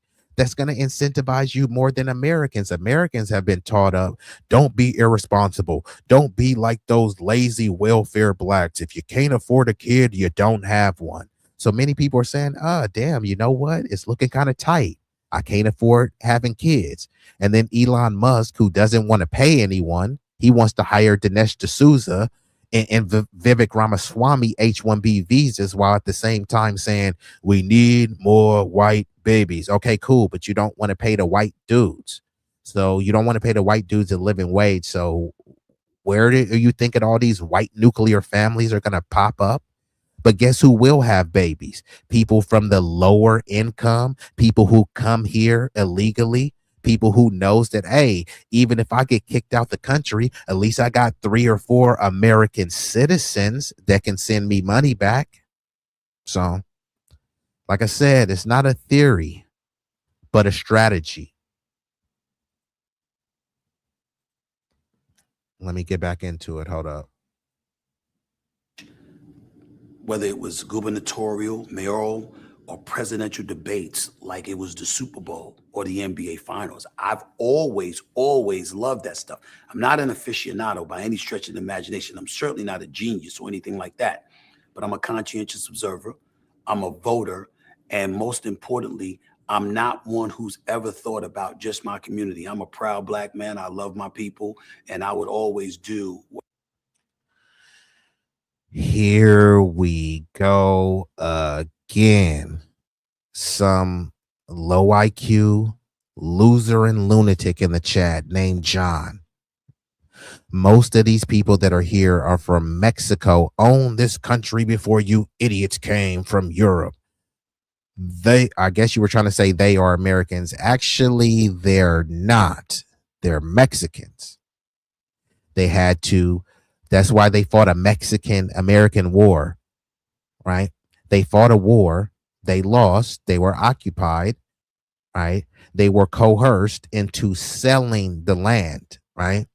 So it's not theirs anymore. And the land that they had actually wasn't even, Spain had it longer than them. So technically, Spain has a deeper claim to the land than Mexico, but neither of them really have a claim to the land, because once something is taken from you by force, you got to get it back by force. Now, I'm not advocating violence, right? I will acknowledge that land was stolen, just like it's been stolen everywhere. But if someone steals your car, right, and you go up to them and you just keep pointing your finger, you stole my car, that's my car, you stole it, and then I drive off, guess what? You're sitting there whining, and I drove off in a stolen car. And then every time I pull up, what are you going to do? Point your finger and say how I stole your car? If you want your car back, you need to get it back how I got it from you, which is violently and which is in a barbaric way. If you're not on that type time, then what are you whining for? Right? Just take the L. It's unfortunate. It's a harsh reality to deal with. But if you ain't going to do nothing, just stop whining. Right? Mexico sold the land, and part of the Treaty of Hidalgo, which I can pull it up right now, in 1848, part of it, once they ceded much of the territory, and I'm not saying that they just did this because they wanted to do it. They were fighting a war. They lost the war. They were being occupied, and basically the U.S. was saying, hey, we can do this the easy way or the hard way. And the Mexican leader said, all right, we'll do it the easy way. So they sold much of the land, California, Colorado, Arizona. You know, y'all can look up all the parts, right? Much of those places, it wasn't what it was now. They didn't just sell, they didn't sell present day California, right? Much of that land was uninhabited. So they're making it as much as they sold some bustling state. They didn't really sell the state of California. They sold the landmass. The state of California was built, right? So again, you need to holler at your people in Mexico, right? Why did the Mexican people sell their land? You can't say you sold the land, were paid for the land, and then you say no one's illegal on stolen land that y'all paid for. How was it stolen? Yeah, Spaniards stole the land, and then what? Y'all stole it from them, and then someone came and said, yeah, we could steal it from y'all. How about we just pay you for it? So you were paid. Why didn't your leaders reject that money? And then fine, if all of this used to be Mexico, that means that y'all need to pay back the money that was paid for the land, and we need to run it back. We need to fight another war. Is that what y'all really want? So you're not trying to pay the money back, and you're not trying to fight another war. Instead, because you believe the land was allegedly stolen, that everyone in the entire planet should come. This land allegedly wasn't stolen from the entire globe. So how is the entire globe invited to come here because you claim it was stolen? This is pretty idiotic. You're calling someone idiotic.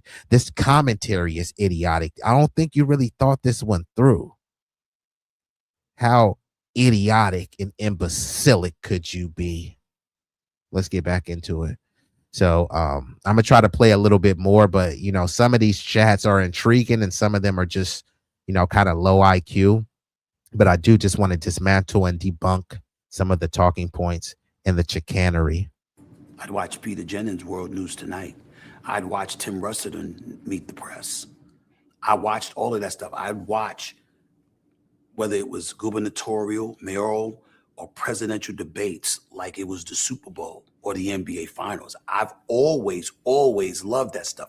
I'm not an aficionado by any stretch of the imagination. I'm certainly not a genius or anything like that, but I'm a conscientious observer.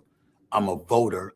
And most importantly, I'm not one who's ever thought about just my community. I'm a proud Black man. I love my people, and I would always do what I thought was in the best interest of my community.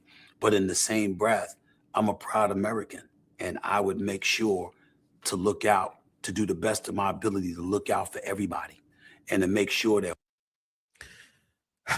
Man, this is so annoying. Yes, America is a continent, which is why I emphasize, for the slow bus riders, and salute to you people that ride the slow bus. This ain't denigration. I just know that I have to speak a little bit more slower for y'all.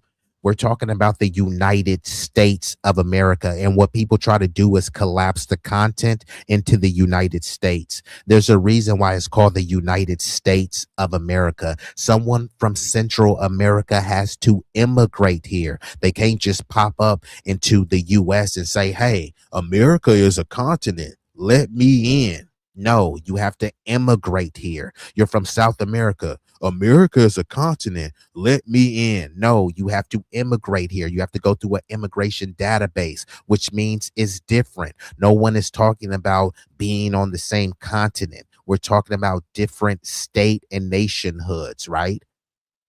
Which is why they have South Korea, North Korea, Japan, China. Asia is a continent, right? But those countries are different. Just because you believe that someone is on the American continent doesn't mean like we're just all the same, living in one big utopia, right? That's not the case. It's differences. So I don't get what point you're making. Yes, America is a continent. The United States of America is a country. What is hard for you to understand about this? Whites and Hispanics and Asians and everybody in between, Jewish folks, Catholics folks, Christians, non-denominational, I don't care who it is. I would make sure everyone knew I care about America's overall health and well-being. No, they don't care about their own people. And that's the whole thing that people are talking about. They come over here and they talk about U.S. imperialism and the U.S. destabilizing their country, which I am the first one to call that out. We've always been calling it out. We're in the belly of the beast. So we've been probably the only most prominent voices calling out W supremacy and them having their foot on the necks of marginalized groups. However, when you start looking at people in their homeland, so many people come from homelands where they treat the Black people like crap in their homeland. So when they come over here and they're dumped in a Black neighborhood and there's tensions, people try to make it seem like, oh, no, it's just the Blacks causing trouble. No, you brought a bunch of anti-Black people, dumped them in the neighborhood, giving them resources that you said you didn't have. And we're just supposed to go along to get along. The Mexican people are constantly being sold out by the Mexican government. But oftentimes, many people try to blame it. It's colonialism, U.S. imperialism. Yes, that's a factor which should be brought up.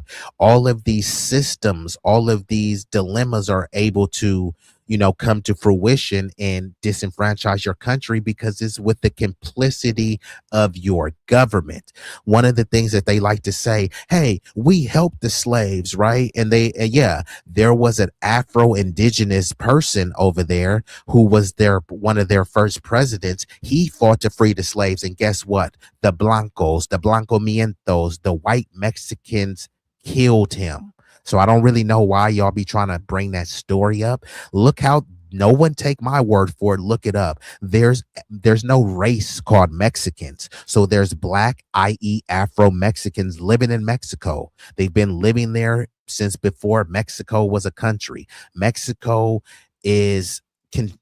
originated in the 1500s, right? So since even before then, they've had Afro-Mexicans, and they didn't even recognize them until 2015. So no, Clearly, the government doesn't care about the Mexican people. And if they do, it's only the lighter, brighter, and whiter ones. Look at Univision. Look at Telemundo. And there you'll have your answer. Even right now, when they talk about the cartels, right? What is the Mexican government doing to stop the cartels? Why should they have to holler at another country, the US or any other country, to help them rein in the cartels? But some would say that the cartels are deeply embedded into their government, which would mean that's a culture issue, right? But whose culture is that? Is that Mexican culture, Hispanic, Latino culture? Fair questions to ask. If one random musty, crusty nigga from Chicago does a drive-by, somehow all black people have to speak for it, and that's black culture. You can't even ask, like, hold on, that dude was a Jamaican immigrant. That dude was a nope, he's black. That's black culture. Okay, fine, we gotta hold that. What about when it's a bunch of Hispanic Trinidad people coming over here chopping people up? A bunch of Latino, Hispanic, Mexican cartel members coming over here chopping and beheading people. Whose culture is that? Right? Have you heard of a Crip necktie? A blood necktie? No, you never heard of that, but you've heard of a Colombian necktie where they slit people's throat and pull the tongue through. Whose culture is that? Who raised the people that would do that? Right?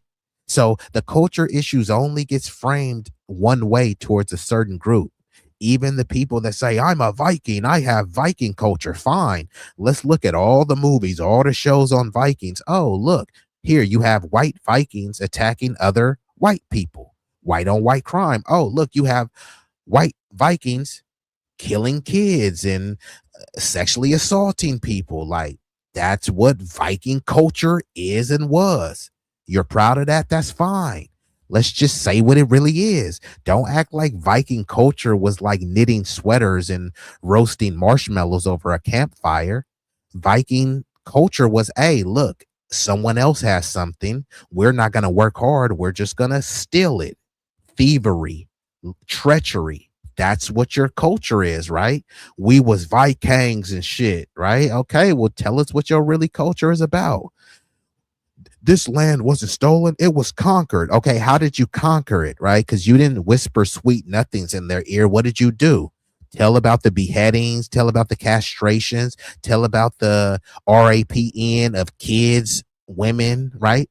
Tell it all, right? I want to hear the gruesome, gory details of how you made this conquest, right? Because it wasn't just singing songs and holding hands. Not one particular group. And I think that that's mandatory in order to be a president of the United States. If you're somebody that just thinks about one group of people, you're not fit for office. And I would never be that person. Never. You're known for your honest, sometimes brutal takes.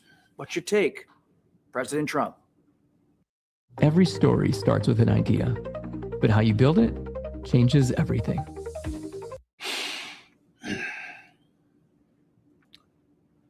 I think that I don't like what I'm seeing, but everything that he does is not wrong. The borders needed to be closed. He was right to do that, but only because Biden opened them. Had Biden followed Barack Obama's method and his plan and what he did in deporting even more people than Trump did in his first term, you wouldn't hear me saying that. But when you let anywhere from 12 to 15 million people cross the border illegally, swearing in our face, spitting in our face and telling us it's raining, figuratively speaking, by telling us. And he just said the point that I made. Obama deported more people than Trump, and people didn't have an issue with it because he was doing it in a more cuter, cuddlier, more sanitized version, even though it wasn't really so sanitized. When they talk about the kids in cages, whose cages were those? Those were Obama's cages. And this is how they try to twist words and use mask euphemisms as something else that's favorable to them. So when Trump took over those same cages, they were called, actually, when Obama had them, they weren't even called cages. They were called migrant detention centers. I mean, that sounds detention center, internment camp, concentration camp does sound, I think that rhetoric is a little bit overblown, but a detention center does sound like an internment camp, but I'm not going that far with it, right? But when Trump took over, those same detention centers stopped being called detention centers. They suddenly start calling them cages. And I was like, hold on, what type of cage? Like the WWE, WWF, Hell in a Cell cage match? Like, what type of cages are we really talking about here? Oh, no, the same ones that Obama had. Oh, those are just the migrant detention centers, right? What was so different about them? And then they're trying to say, oh, well, these people, they're sitting and sleeping in their feces and all sorts of stuff. Okay, sure. You know what I mean? So it doesn't make any sense. So if that's the case, then why are you letting so many people come over here if you know that you don't have a place to house them? That means they should be rejecting more people in, not out of just because it's inhumane. People think it's inhumane to say, hey, look, man, we don't have enough room to house you. Let's try an alternate route. That's considered inhumane, but then allowing millions to come over and then putting them in an inhumane cage or detention center, somehow that's doing them a favor rather than just having them stay in their homeland. I seen someone in the chat earlier talk about how they were paying them to self-deport. If their whole issue is that they're fleeing because of gang violence and economic opportunity and things like that, then hey, have these NGOs help fund them in their homeland so they won't need to come over here. They won't overwhelm the border patrol, and then they won't have to stay in these disgusting, filthy detention centers, right? Saying that is somehow xenophobic, right? So fine, you then let them come over here with the resources that are depleted according to these agencies, and then they're going to be in there eating peanut butter and jelly sandwiches or whatever they give them. And then many of them are saying, no, this is not the food we're used to eating in our homeland. Like, are you fucking kidding me? They said that in New York, a bunch of the food was going to waste because it wasn't appealing to their taste. They were used to eating a certain type of food. Yeah, that was in your homeland. Welcome to America. You know what I mean? So it's a lot of nuance that goes into this stuff. But let's get back into it. Not wrong. The borders needed to be closed. He was right to do that, but only because Biden opened them. Had Biden followed Barack Obama's method and his plan and what he did in deporting even more people than Trump did in his first term, you wouldn't hear me saying that. But when you Yes, but both parties are not doing anything about it. Like the Republicans just allow them to come in and say, look at what the Democrats did. Yeah, but it was on your watch. You didn't do anything. And then Trump comes in, act like he's going to be mass deportations, but his numbers are lower than Biden's, lower than Obama's, and maybe even lower than Bush's, right? And Bush, too, who is supposed to be a bastion of conservatism, he was pushing for amnesty and pathway to citizenship. Both parties supported. Trump was saying America first. Then he said Americans are too stupid and he needs 600,000 Chinese students to come over here, right? He's not saying how we're going to empower and enrich 600,000 American students. Like, man, you guys are too stupid, so we're just going to get them from China, right? And we need the best, right? Not that we're trying to create and produce the best here. We need the best, so we're just going to get them from another country, which I'm all fine with, right? If you want to get that. But then at the same time, if you're doing this brain drain and you're taking the best from these other countries and then turn around and say that country's is a shithole, what is it supposed to be? Imagine you have an NBA team and you want to get here. Let me get Steph Curry from the Warriors. Let me get Giannis from the Bucks. Let me get all the best players from the best team, and then look at that team and say, that team can't compete with us. That team is a shitty team. You took their best player. Won't you leave their best player on the team and just let them thrive? Oh no, we can't have that. The Monroe Doctrine, Powell Doctrine, and all this stuff to say that the U.S. has to maintain a superpower and be the world's police, while they say that we're not really the world's police. Even the whole term, the leader of the free world. How is the world free if there's a leader, right? Imagine someone saying, the leader of your free girlfriend. How the hell are you the leader of my girlfriend? Well, she's free, but I'm the leader. Shit don't even make any sense. So, like, are we free? Is the world free or not? And if it's not, then just stop pretending that we live in this, free world, free from U.S. imperialism and influence and authority, right? Just say it with your chest. You know what I mean? What could really stop you? You know what I mean? You have the military might and wherewithal. Might makes right, right? But instead, the U.S. likes to push out the Monroe Doctrine and then lie to its citizens when its citizens just read back what you guys have written. Like, you guys have etched this into law, etched this into societal psyche. And then when we call it out, it's just like, oh, no, you're being woke and all this stuff, right? I mean, how is this any different than Orwell? What they say, Orwellian 1984. And shout out to Cortez. Let's get back into it. You let anywhere from 12 to 15 million people cross the border illegally. What I'm seeing, but everything that he does is not wrong. The borders needed to be closed. He was right to do that, but only because Biden opened them. Had Biden followed Barack Obama's method and his plan and what he did in the and I'm gonna play it a little bit more, but this was a good comment. I tell people this all the time. They always say, hey, I'm leaving my country because of big bad US imperialism. They destabilize my country, which I'm not really being condescending when I say that. The US is constantly meddling in these other countries, coup d'etats and putting up puppet leaders, which I am vehemently against. But it is a bit rich and contradictory to say that the US is this big bad boogeyman, but you want to go and be up under the thumb, the boot, the teat of the big bad boogeyman instead of stand and fighting in your homeland. You rather flee than fight. I get it. It's rough, but if you're going to come over here, this is where people say, just shut up and keep your head down, because nobody wants to hear you wag your finger or try to give advice and critiques to people who actually did stay here. My people have always been under subjugation, enslavement, Jim Crow, black codes, debt peonage, sharecropping, eminent domain, these medical experiments. I can go on, but our homeland is here. We fought to build here, so we're going to stay here. Of course, we don't always like how we're treated, but we fight to change the conditions. The only reason why the conditions change minimally, slowly, periodically is because we fight for it. Many of these people come from homelands. They get mad at Trump for calling their homeland a shithole, but then they come over here to America and say, yeah, I fled that shithole. So you agree with Trump.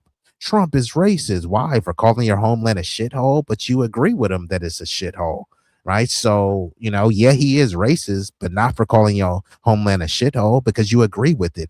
And who's making it a shithole? America is contributing to it, but it's also your corrupt leaders in your homeland. They're the ones who's making it a shithole, right?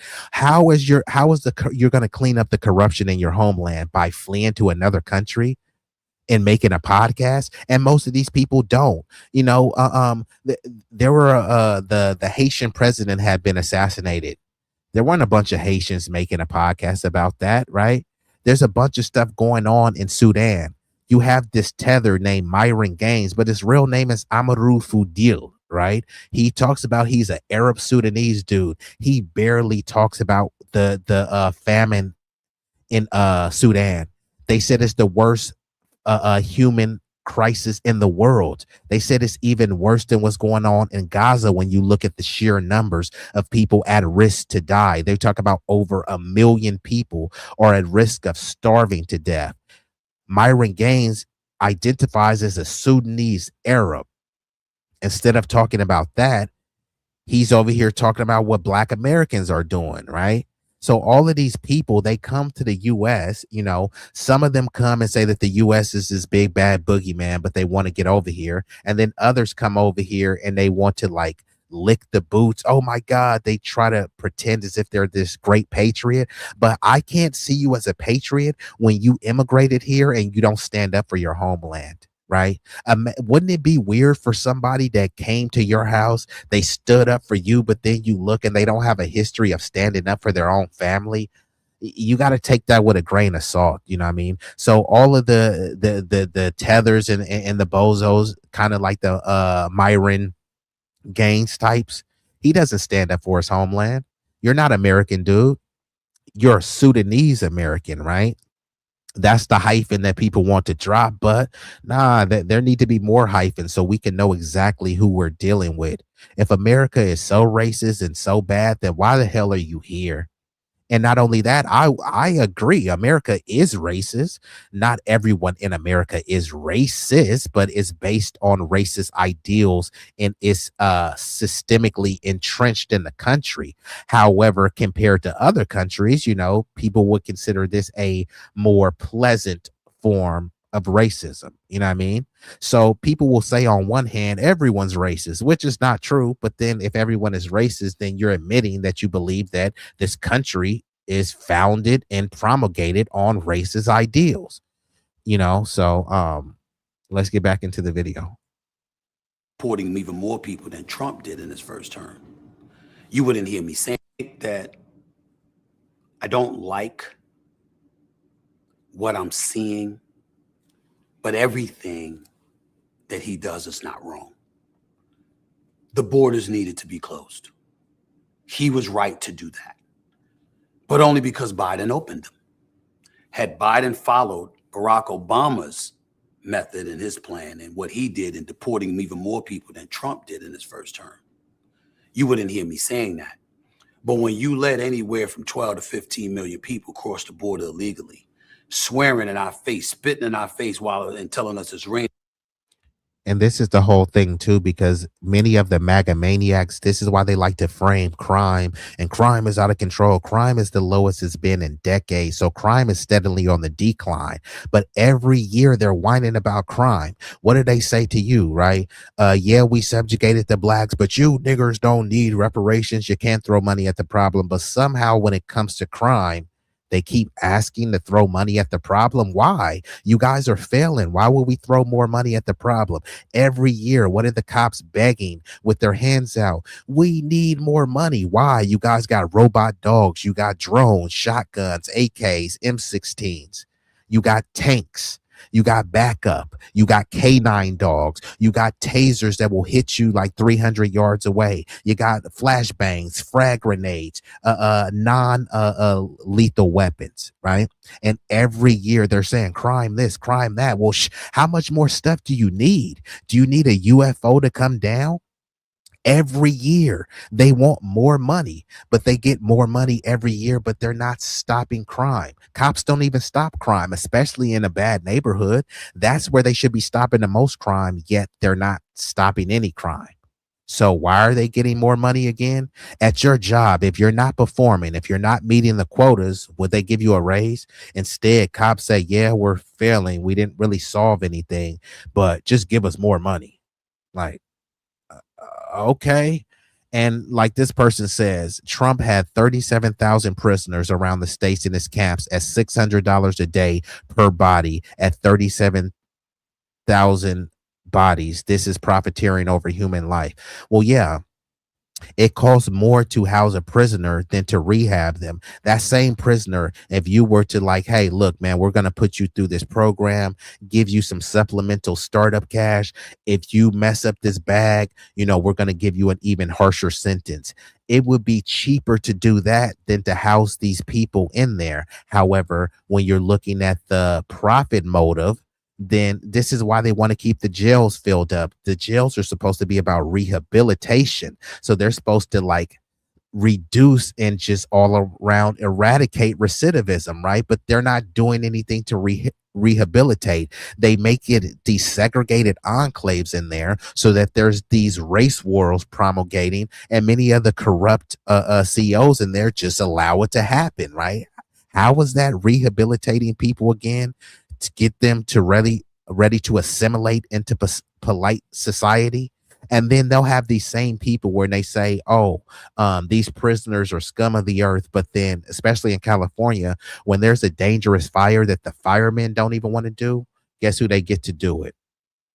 these prisoners that they write off. And not every prisoner is in there for violent. Most of them are in there for non-violent drug offenses, right?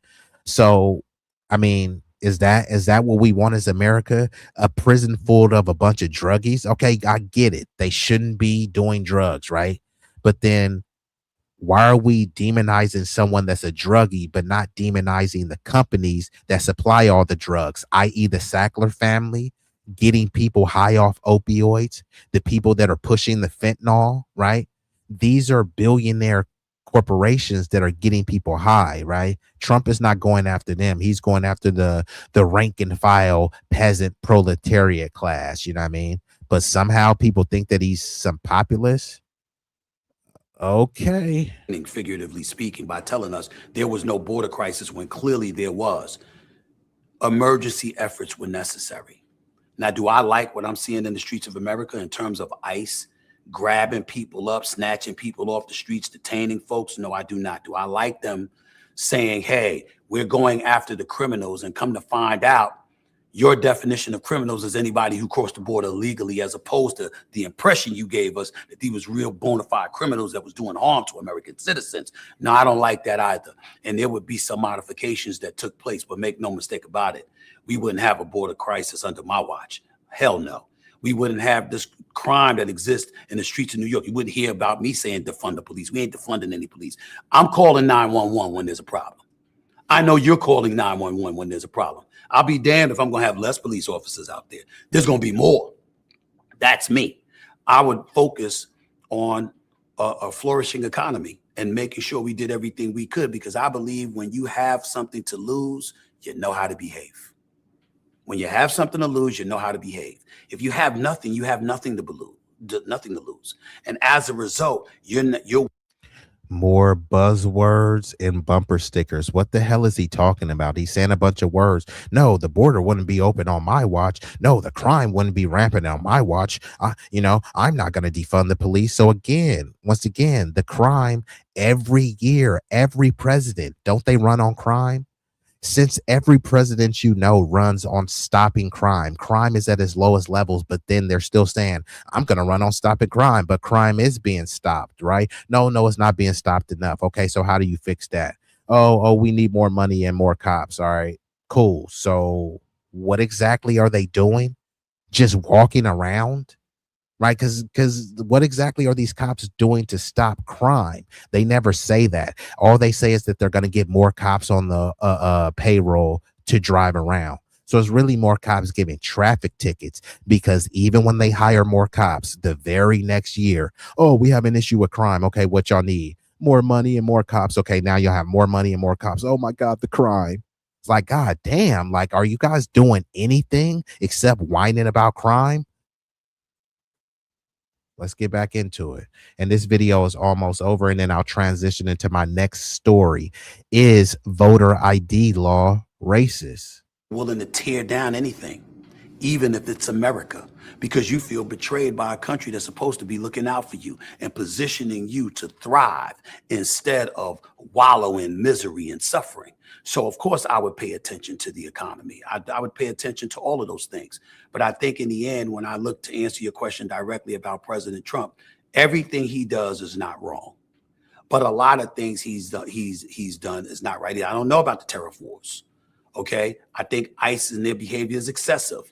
Are you looking out for small businesses in this country? That makes up a chunk of our economy. How much have you been padding your own damn wallets? How many deals overseas are you gonna make? We get these pledges. Where's the proof? Is the money coming? Is it really gonna stir the economy the way you say it will? Why hasn't the war in Russia, between Russia and Ukraine, been resolved yet? You said you resolve it on day one. That hasn't happened.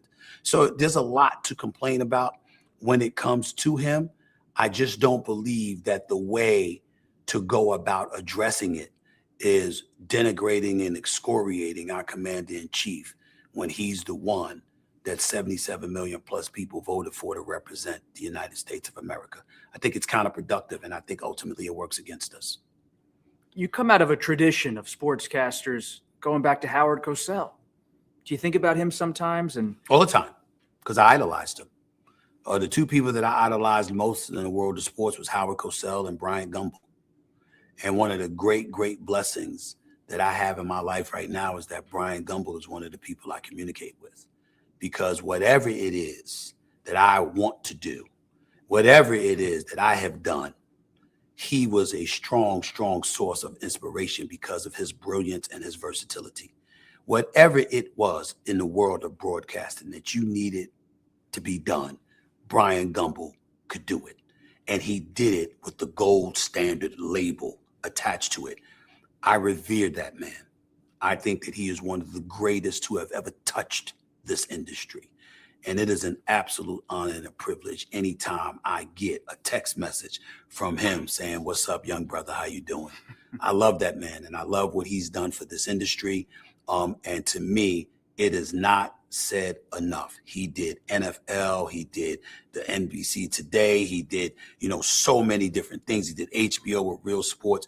He is a gold standard if ever there was one. And the fact that he is fond of me gives me reason to believe that I'm doing something right, because I know what a standard bearer he is.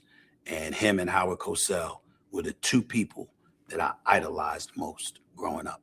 You're having so much fun with sports. I do wonder if you get. Okay, now this is just a little bit rambling. He's trying to make himself appear as, hey, he's a stand-up guy.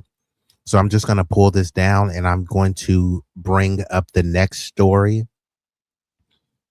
Just give me uno momento. And this next story that we're going to, or the next topic we're going to touch on, is voter ID laws racist. So it appears that the majority of the country agrees with voter ID laws, and this is across various racial and ethnic backgrounds. So I'm going to go ahead and pull this video up. Just give me one moment. And the first video that I will be reacting to is from the Honorable Tariq Nasheed. This is on his channel called Tariq Radio. And this one is titled, "Why Do So Many Black Americans Support Trump's SAVE Act?" So we'll get into it and we'll break it down. And y'all in the chat, let me know. Do y'all support? Now, the SAVE Act, I'm sure they may have some poison pills in there that may need to get sorted out. But in general, do y'all support voter ID laws, or is that racist to even ask? Because they just keep using black people. Oh, first, let me show this video. Hold on. Let me show this video first. And then I'll get into Tariq's commentary, because they asked this black representative, who I believe is some sort of Jamaican tether or Caribbean tether. And they're saying, hey, CNN did polling and said that an overwhelmingly majority of black people support voter ID law. 76% is the number that they said. And then she's saying, yeah, well, I don't believe it. Well, no. Then she said, no, the numbers are legit. And then she just goes and says, I don't agree with it. These are the same people talking about they're fighting for democracy. Democracy is majority rule, right? So if the majority of us are saying, yeah, voter ID, yeah, we don't think that's racist, we have IDs. Then they're trying to say, well, black people are disproportionately low income, but yeah, the majority of us are not. They say what the poverty rate is allegedly like 17%. So that would mean 83% is not impoverished, right? So they try to push this whole thing like, oh, look, we see you black people. We know that you've been marginalized, right? So we don't even know if you guys have an ID, but we want you to vote. So, how about we don't even have no IDs at all? Just scrap the IDs and, just anyone could vote, because it's a human right and your ancestors fought and died for you to vote. They didn't fight and die for me to vote against voter ID laws. What the hell are these people talking about? Let me play this video before I get into it. Racist. Could you just explain that further? Because 76% of Black Americans support the SAVE Act, according to CNN. Is that correct? Yeah. Well, we find it racist because At the end of the day, it's targeting Black communities with a cost burden.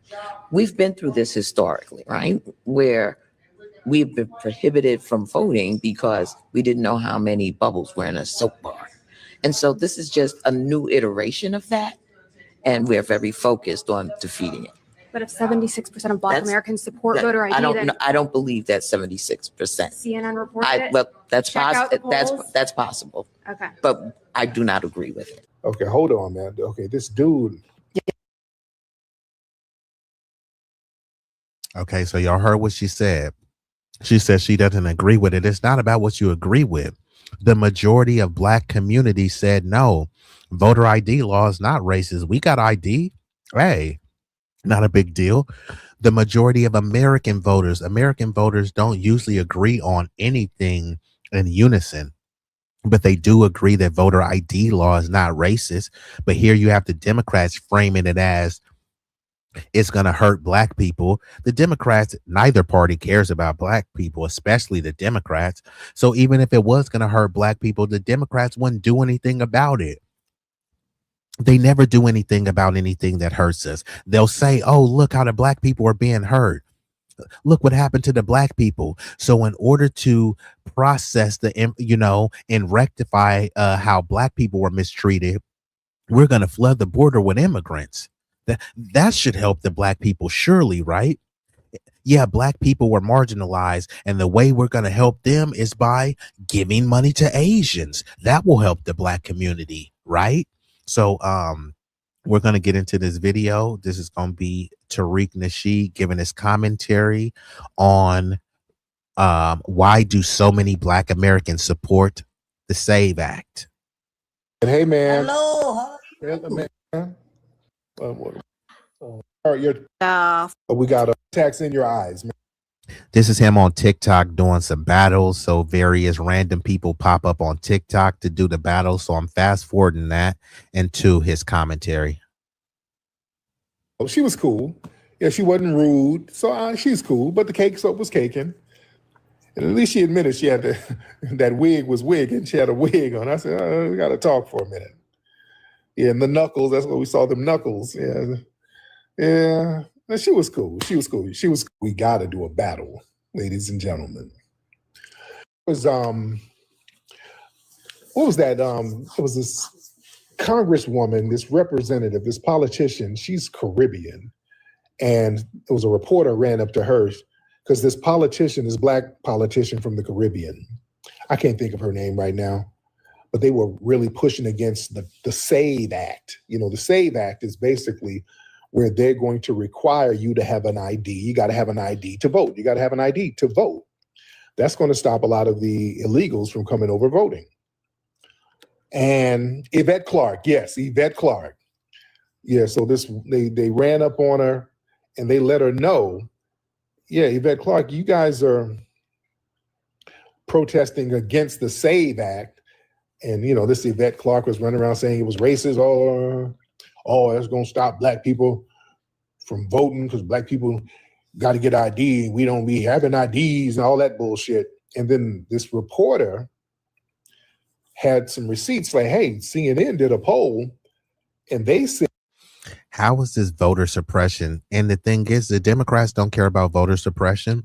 The Democrats work with the Republicans to voter suppress. For instance, Jim Clyburn at South Carolina, he worked with the Republicans to voter suppress just so he can be the only game in town. So they were forced to vote him as, you know, the big bad head Democrat in charge. Same thing with Gavin Newsom, right? He was talking about how Texas was gerrymandering districts, and then he got the courts to legally recognize and legalize his gerrymandering, and he gerrymandered it to favor Latinos. So by him favoring Latinos, he's suppressing other people, right? Clearly the Black votes, they're saying, Blacks, we don't care about you niggas. So the Democrats work to voter suppress the Black people because they're saying, yeah, we want to move on and we want the Latinos to be our new constituency, right? Which is why both parties are constantly pandering towards them, But many Latinos, when they want to get over to the border or get their people over here, they vote Democrat. Once they get settled in, they start voting Republican. They turn into the Miami Cubans, the lighter, whiter Cubans in Miami. So when you're talking about voter suppression, yes, it happens on both parties, but it's a bit more sinister on the Democratic Party because they're always saying, look, we're not like those mean Republicans. They want to gerrymander. Yeah, y'all are doing the same thing. They want to voter suppress. Yeah, y'all are doing the same thing.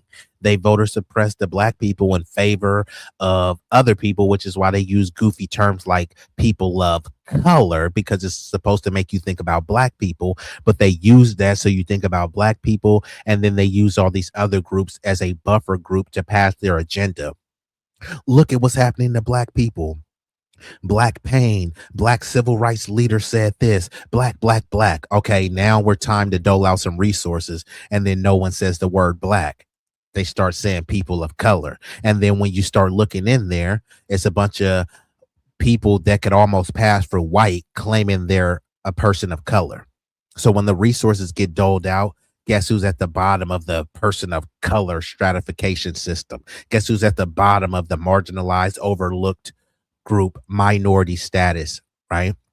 So both parties voter suppress. Let's get back into it.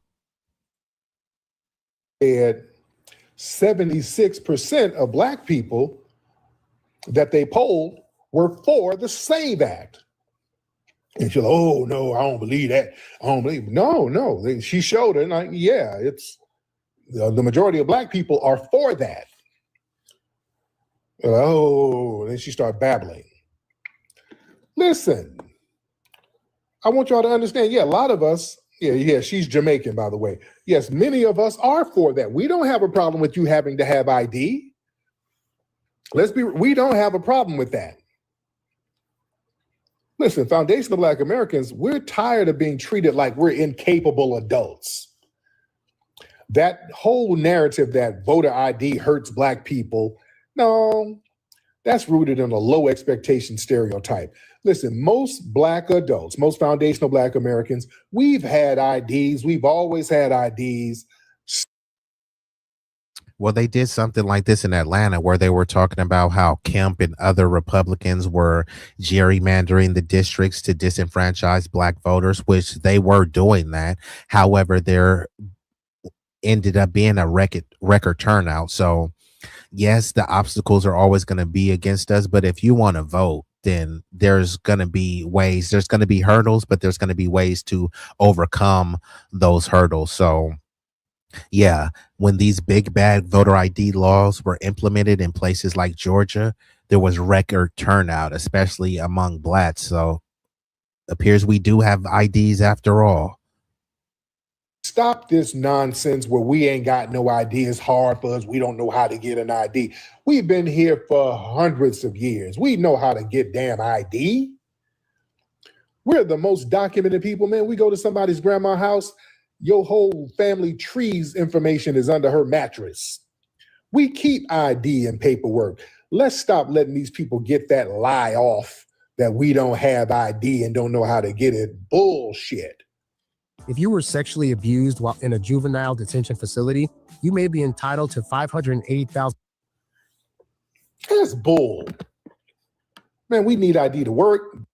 That is bull, especially since we live in these racially ethnic enclaves. So most black people live around black people. How many black people do you really know that don't have ID? Especially if you kicking it with the fellas. Y'all go to the club, y'all all have ID. You go to the gun range, you have ID. I mean, why is having an ID such a big deal? Like someone said in the chat, you know, if you want to get hookah, if you want to go get a bottle of Hennessy, what is more important? Getting a bottle of Hennessy or voting for what they would say the leader of the free world, right? You don't need an ID to vote for the leader of the free world, but you do need an ID to get a fifth of Hennessy. I mean, what are we really talking about here? Bank, travel, pick up our kids from school, housing, gun permits, government service. Man, so yeah, I ain't got no problem with the SAVE Act. You know? Yeah, that lie, we can't function in modern society Stop it. Yeah, I don't agree with this. Like, I get what you're saying, but then you're kind of giving reverence to the Democratic talking points that this is Jim Crow 2.0, and this is really disrespectful. And honestly, to be honest, anyone making these types of arguments should really be ashamed of themselves. This is nothing like Jim Crow 2.0. They had black codes. Where are the immigrant codes? Where are the people of color codes? This is nothing like Jim Crow. Who is being lynched, right? You can bring up the Alex Preddy and Ray Nicole Good and stuff, right? But there's black people who have been killed for less than that. So, like, what are we really talking about here? This is nothing like Jim Crow 2.0. And even if it was, then hey, let society cook. How many years and decades have we been talking about that this country is racist, this country is anti-black, and people said, no, it used to be racist, not anymore. White supremacy doesn't exist. It's a hoax or anything. Get over it. Stop complaining. Stop begging. Now we're saying, okay, fine. We stopping complaining. We're getting over it. We're not begging, right? You know, this is a colorblind utopia, right? Now people are saying, no, complain some more. You know, tell us how bad this country is. I thought y'all wanted us to shut up about having a victim mentality. Now they're saying, no, tell us about the victim mentality, how this country is victimizing its citizens. Oh, like we've been telling y'all for hundreds and hundreds of years. Y'all didn't care then, but now y'all suddenly do care because you believe immigrants are being attacked. How long, how many decades and centuries have black people been attacked? But now we're supposed to drop everything, stop the presses because immigrants are being attacked, allegedly. What is really happening to them? Many of them are flying flags from countries that they think is better than this. People will come from Mexico, Venezuela, Iran, Saudi Arabia, name a place, right? And some, not all, but some of these people will say death to America. They'll be fleeing corruption, filth, famine in their homeland, but they won't say death to their homeland, but they'll say death to America while trying to flee and immigrate to America. The shit doesn't even make any sense. So to even try to compare voter ID laws to some Jim Crow stuff, it's not only moronic, but it's extremely offensive. This is nothing like Jim Crow. And yes, this nation has a history of doing deranged, bigoted, unfair, impartial things. This is what this country was founded on. But everyone said that hey, do you want to go back to Africa? Do you want to go here? Even though I'm not African, but you know the things that people say when you criticize it. How is it any different with these people, right? We're supposed to just roll out the red carpet for everyone and look, oh, you don't have an ID? Don't worry. You know what I mean? If it is such of a poll tax, the Democrats should be fighting to say, look, certain demographics don't have ID. So what we're going to do, instead of sending money to Israel, instead of sending money to Ukraine, we're going to keep that money right here and make sure that no American citizen goes without an ID because we want to know who our people are. That's America first. We love Americans, so we want to know who Americans are, right? But instead, we love America so people could vote in America without ID. Just trust me, bro. Huh? No other country does that. We're supposed to be the greatest nation. So why would we be operating like that? This shit doesn't even make any sense. Now, we're not going to go for that. Expectation stereotype. Listen, most black adults, most foundational black Americans, we've had IDs. We've always had IDs.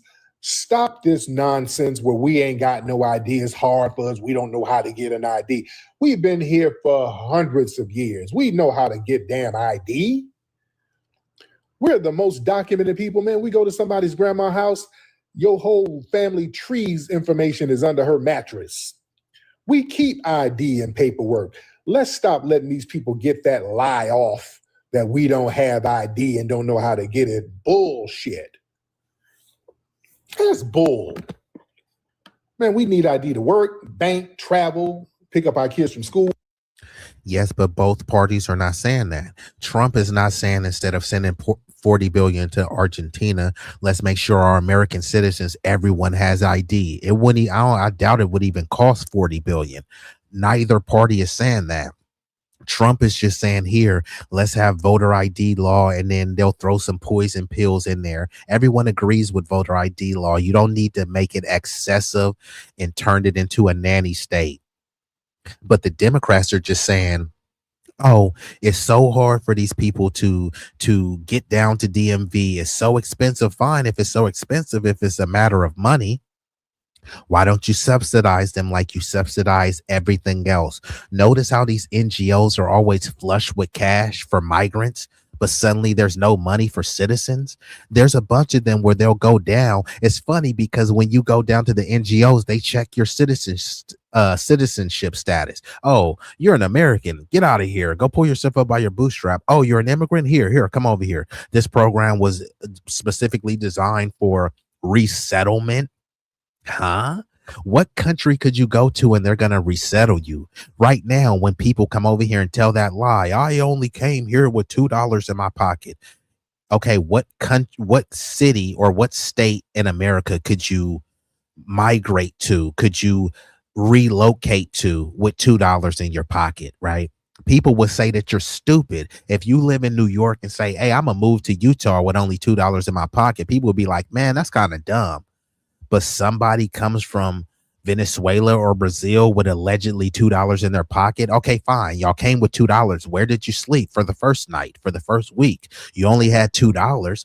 So how did you afford a hotel, and a nice one at that? How did you afford food? So yeah, they don't tell you the other story. Yeah, you came here with $2 and then you had a sponsor that was flushed with cash that helped you, or you had a program that was specifically designed to resettle you.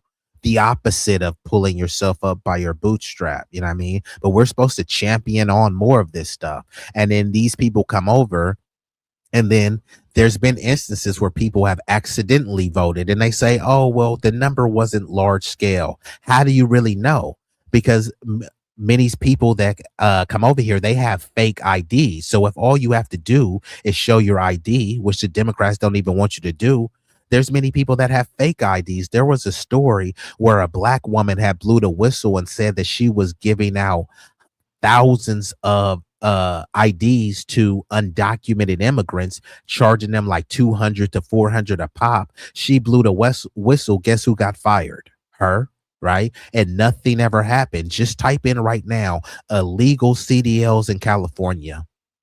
You know how many illegal truck drivers are out there on the road? So it's not just about having an ID, it's about having a legitimate ID. Many of these people who came here illegally have IDs, especially if it's a Hispanic dude. 4 of them will have an ID, Jorge Ramirez. And people look, oh, he looks like Jorge. Oh, he looks like Jorge. He looks like Jorge. They stole someone's identity. That's okay, fine. Y'all said that crossing the border, okay, that's a petty crime. Stealing people's ID, is that really a petty crime? False pretenses, driving on the road with a fake license that you know is fake, that's multiple crimes after multiple crimes. It's not just a petty crime of crossing the border illegally. You know what I mean? But like, what are either party doing about it? Nothing. Let's get back into it. Housing, gun permits, government service, man. So yeah, I ain't got no problem with the SAVE Act.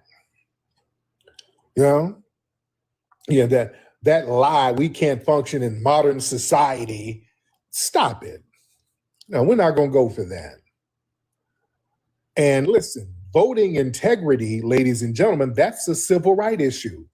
Foundational Black Americans. And shout out to Jaja.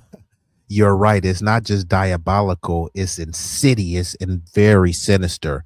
Sending billions upon billions to Israel while Americans suffer is utterly diabolical. It's true. Like I said, MAGA is not even really MAGA anymore because their leaders of MAGA are MIGA, making Israel great again.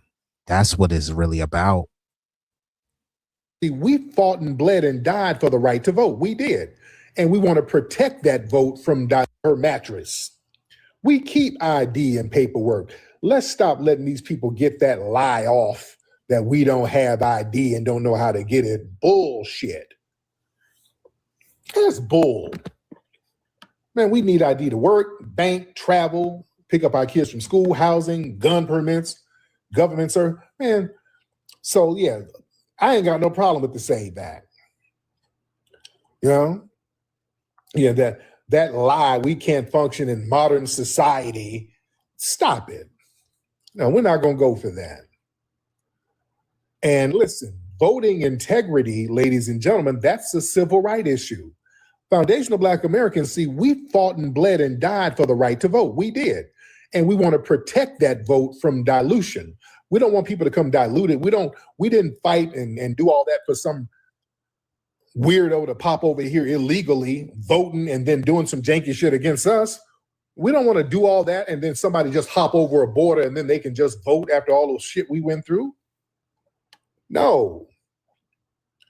We want to protect the legitimacy of a hard-won right. And we want to make sure that our political voice isn't weakened by frauds or loopholes. You understand?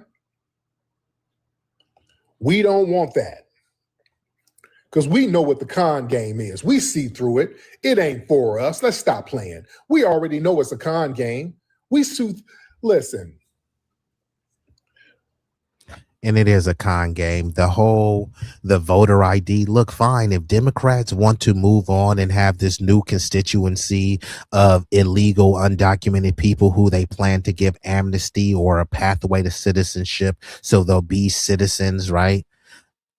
If y'all want to do that, fine. Just stop trying to crowbar Black people into it and saying, hey, we want to have people vote without voter ID just because we love the Blacks so much. Okay, what are you going to do for the Blacks? Oh, we ain't doing nothing for them niggas, but we care about them so much, right? They care about them so much, but yet they just keep dumping immigrants into a Black neighborhood to now the neighborhood ain't even Black no more. It's a Hispanic neighborhood, right? Historically Black neighborhoods, they're just dropping immigrants over there. And then, we was cool, because we were like, okay, fine, we're all marginalized. And then it turns around that these other groups, they want to get closer to whiteness, right? Well, white supremacy, not whiteness, because white people are beautiful people, but white supremacy is extremely ugly and grotesque. And many of these groups, they want to get close to it. The way you get close to that, that gives them these perceived benefits, and it bumps them up a peg on the racial stratification. They know they're below the whites, right? But they're like, hey, as long as we're above the Blacks, we're cool with that. Because many of these people have been subjugated and sold out in their own homeland. And if they think if all we got to do is flee to another country that will treat us better than our homeland, and all we got to do is shit on the Black people, sign me up for it. People will come over here in droves for that. If they treat Black people like crap in their homeland, they're not going to come over here and start loving on Black people. They worship whiteness in their homeland. They're not going to come over here and start hating white people. I mean, it's not really hard to figure out. So the Democrats are just doing this so more undocumented people could vote. And then even if it's a handful of votes, there's multiple elections that have been won by 20 votes, 100 votes. So even if it's mistakenly, oops, my bad, hundreds of people accidentally voted. But yeah, now this person has already been elected in office. It wouldn't seem far-fetched for people, hundreds or thousands of people, to accidentally vote when they've opened the border to millions, right? Tens of thousands of people illegally voting would be a drop in the bucket compared to a population of 20, 30 million undocumented. It could easily slip through the cracks. It could slip through the cracks even easier if you don't require ID. And even if you do require ID, like I said, there's been many fraudulent identifications handed out to people. So there should be a way to make it more secure. I think all you should need is an ID. You should need a blood sample and birth certificate, and they got to do a cavity search for you to vote. I don't agree with all that stuff. However, they do need to make it more secure so that when they're giving the ID that they ensure that this person is a citizen. And if they're not a citizen, still give them ID. Give them a non-citizen ID. Everyone should have ID. Both parties should be pushing for this. They already do it with the teenagers or minors, right? If they have an ID, their ID looks a little bit different. I think it's like a vertical ID to let you know that this person might not be of age just yet. Make another ID for citizens, right? No one says that if they have a non-citizen ID that they should be demonized, ridiculed, and denigrated. No, it just will be a way to distinguish and determine who's really here. I mean, why is that such an issue, right? Because these people are, model minorities.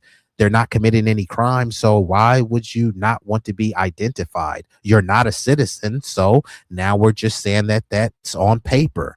If you're a temporary protected status, let's put that, have a temporary protected status ID. Let's just not have any ID at all and then say, oh, but they pick fruit. Okay, cool. I want to see the ID of the person that's picking my fruit. Is that too much to ask? Let's get back into it. Over here illegally voting and then doing some janky shit against us. We don't want to do all that and then somebody just hop over a border and then they can just vote after all those shit we went through. No. We want to protect the legitimacy of a hard-won right. And we want to make sure that our political voice isn't weakened by frauds or loopholes. You understand? We don't want that. Because we know what the con game is. We see through it. It ain't for us. Let's stop playing. We already know it's a con game. Listen. We understand. So this is kind of an argument for voter ID because Brian says there is so little voter fraud committed by people that are not citizens. It's like under 20 people in the past 50 years.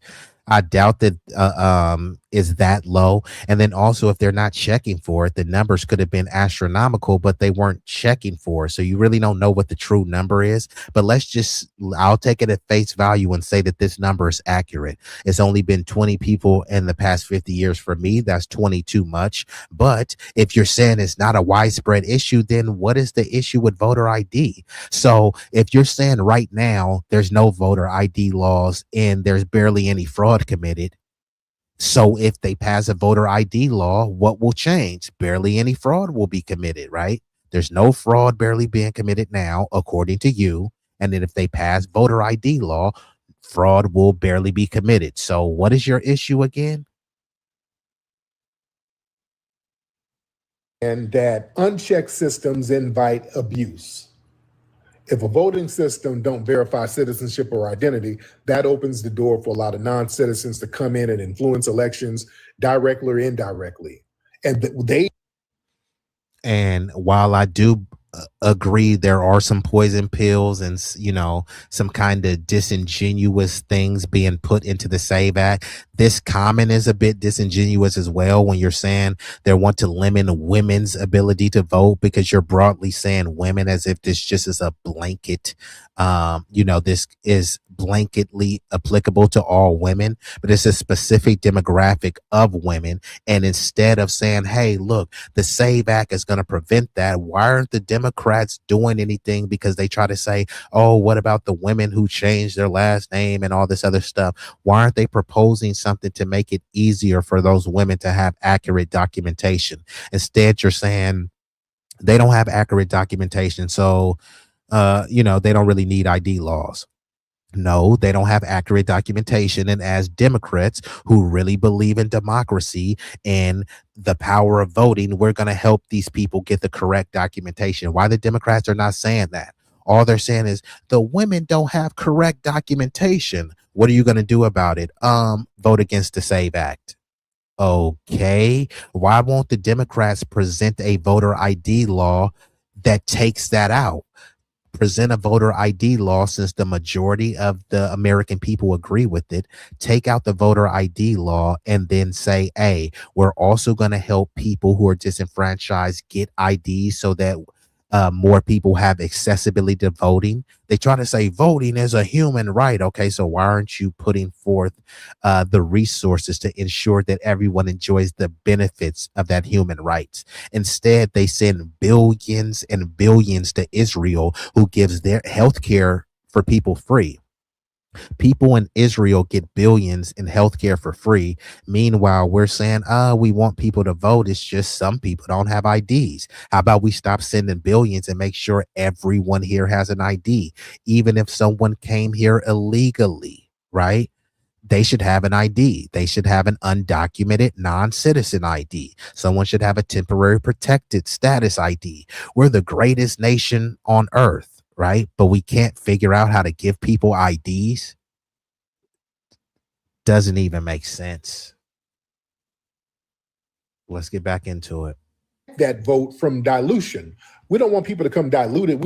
We didn't fight and do all that for some weirdo to pop over here illegally voting and then doing some janky shit against us. We don't want to do all that and then somebody just hop over a border and then they can just vote after all those shit we went through. No. We want to protect the legitimacy of a hard-won right. And we want to make sure that our political voice isn't weakened by frauds or loopholes. You understand? We don't want that. So Brian says the SAVE Act isn't going to help anybody. Well, it's not going to hurt anybody either, right? Since you said fraud is barely going on, it's not going to help anyone. And the SAVE Act isn't going to hurt anyone. So there shouldn't be this much hoopla about passing it, right? Because we know what the con game is. We see through it. It ain't for us. Let's stop playing. We already know it's a con game. Listen, we understand that unchecked systems invite abuse. Yeah, and I think the number is growing. It might be about 17 now that does not require voter ID. And people were saying, no, just trust me, bro. No scams are going on. How do you know? And then you ask them, like, how are you keeping track of these people? And then they say people could vote or participate regardless of citizenship status. So then when you try to ask them for specific numbers, they don't have the numbers because they were just letting people vote and participate regardless of citizenship status. Now, this isn't happening everywhere, but they want to normalize it and desensitize you to it so that this just becomes, very prevalent around the entire country. I don't know why ID is such a bad thing. All of the people that push the no one's illegal on stolen land, for the immigrants that they say that, to kind of like pander to, if you look at these people, their homelands have strict border policies, right? Could you go to Israel and say, hey, Israel, America is your greatest ally. Plus, you guys stole this land from Palestine, and no one's illegal on stolen land. Do you think Bibi Netanyahu is going to let you waltz right into Israel if you say that? If you go to any of these places that are supposed to be our allies, right? Ukraine is supposed to be an ally. Now they're getting decimated by Russians right now, but Ukraine, parts of Ukraine is being stolen. So no one should be illegal on that stolen land, right? So if I waltz over to Ukraine, is Zelensky going to welcome me in because I'm a U.S. ally? His land is being stolen. No one could possibly be illegal on stolen Ukrainian land, can they? Or does that only just apply to America? And will I be able to waltz over there without no ID? If no one's illegal on stolen land, why would I need ID? Doesn't matter if I'm illegal. I don't need ID. This is stolen land, right? Let's get back into it. If a voter didn't fight and do all that for some weirdo to pop over here illegally voting and then doing some janky shit against us, we don't want to do all that and then somebody just hop over a border and then they can just vote after all those shit we went through. No. We want to protect the legitimacy of a hard-won right. And we want to make sure that our political voice isn't weakened by frauds or loopholes. You understand? We don't want that. Because we know what the con game is. We see through it. It ain't. Honestly, I'm gonna have to do a topic and touch on this a little bit more. And then she says black lawfully and spiritually mean dead, so that's how they treat us, and we ignorantly call ourselves that stupid shit. Well, call yourself whatever you want. Right now they're calling you African American. Go call yourself that. If you believe you're indigenous, go call yourself that. Emperor Lee, right? You think that you're so smart. What is stopping you from calling yourself that, right? And just because that's what they deemed, see, black doesn't lawfully mean that to me. Black doesn't spiritually mean that to me. All you're saying is you're giving them power over the word black, right? Native Americans didn't call themselves Native American. There's no race called Native American. There's no race called indigenous. They were rejecting being called Native American. And then after centuries and they assimilated, they say, you know what? Fuck it. We're Native American. You know what I mean? So when you're talking about black, definitions change and switch, right? Call yourself whatever you want to call yourself. There's no gun to your head forcing you to be called that. So like you said, if we want to call ourselves that, it's not ignorant. We said, say it loud, I'm black and I'm proud. We didn't say it loud, I'm black and I'm spiritually dead. That's some shit that they told you. Like Malcolm said, who taught you to hate yourself? So if you're self-defeated and you're buck broken psychologically and maybe physically and you hate yourself, that's fine. But not everybody else feels like that. Call yourself whatever you want to. No one is stopping you, right? Galvanize the people that are calling themselves the same thing as you.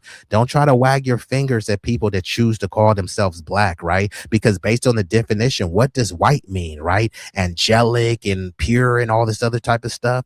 But these same people have a history of barbarism, slaughter, mass mayhem, Holocaust, genocidal proclivities. There's nothing pure and angelic about that. So how much does the words really mean, right? Spiritually, that word is white is supposed to be the purest of stuff. And then you look at a bunch of white people committing white on white slaughter towards each other. What is pure about that?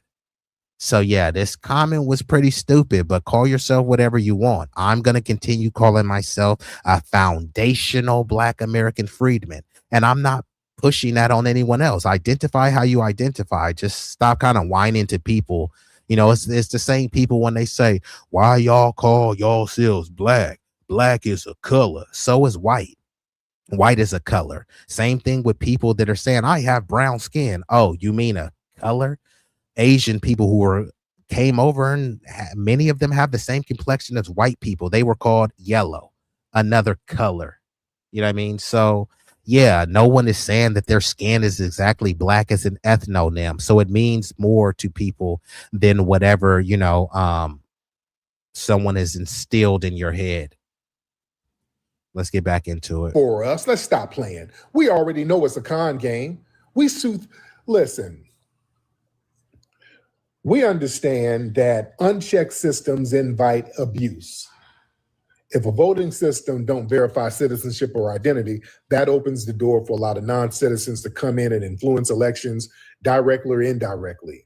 And we know that it's a loophole they're trying to use to get these illegals to get out here and vote. They want to use us as proxies so that tethers can come in and start. Yeah, so shout out to Trishelle, who says black means original. To the people that saying black means dead, that's not what black means to me. And if it means that to you, that's fine. But stop trying to project that onto me. And original is fine. You know, another euphemism for original, foundational. Let's commence. Getting the right to vote easily without having to show the right IDs. Yeah. And these Democrats. And shout out to Disciple of Christ. She gets it. I say black and white now. Elon Musk is an African American, which is why we dropped it. Elon Musk, African American. Charlize Theron, African American. Dave Matthews from the Dave Matthews Band, African American.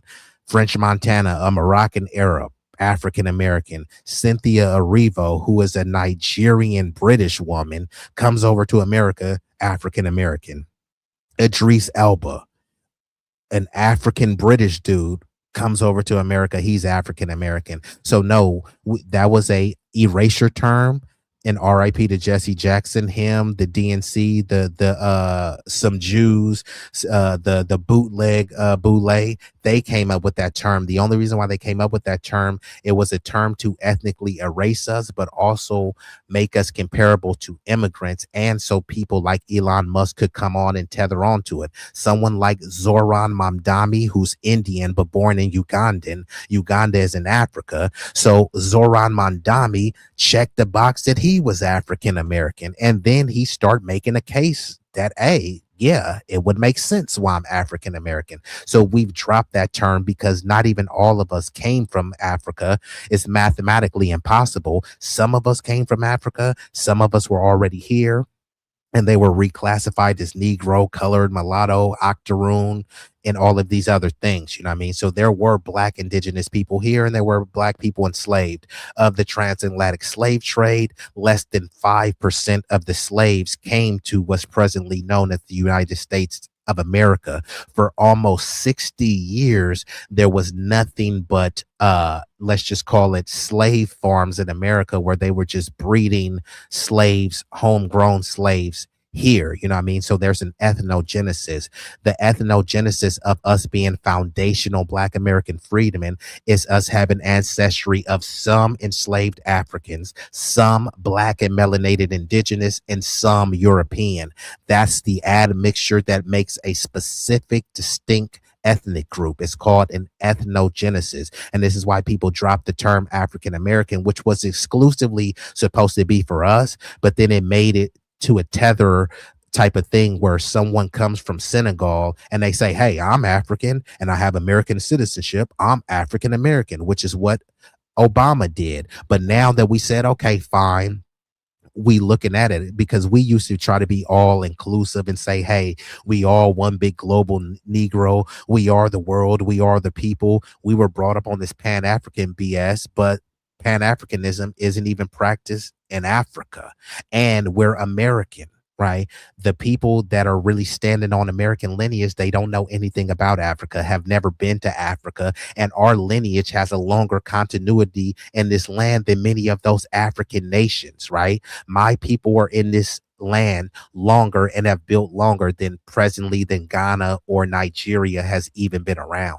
So how are you going to try to frame and say that I'm from Nigeria? And this is why when people say there's no country called Black, there's no country called white, but your country is being dominated by white people, right? And people could be assimilated into whiteness, which is why Italian people were called Guineas, i.e. African, i.e. niggas. They got assimilated into whiteness. Irish people were called Irish niggas. They got assimilated into whiteness, and now they're white. They may say that they're Irish, but ultimately they see themselves as white. So when we see ourselves as Black, we're not looking at it as we're dead and defeated and all this stuff. That's why we said, say it loud, I'm Black and I'm proud.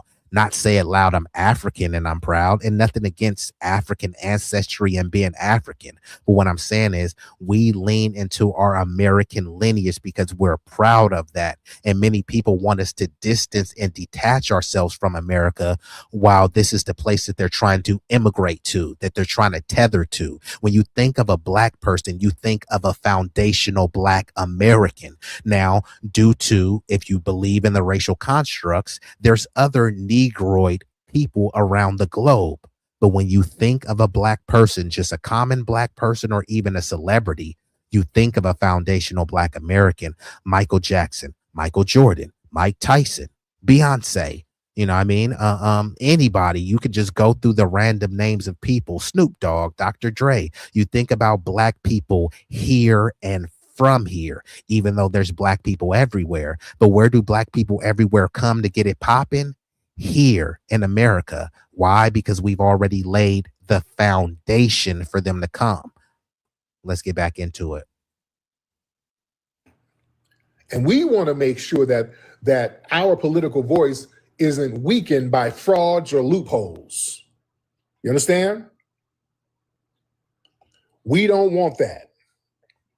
Because we know what the con game is. We see through it. It ain't for us. Let's stop playing. We already know it's a con game.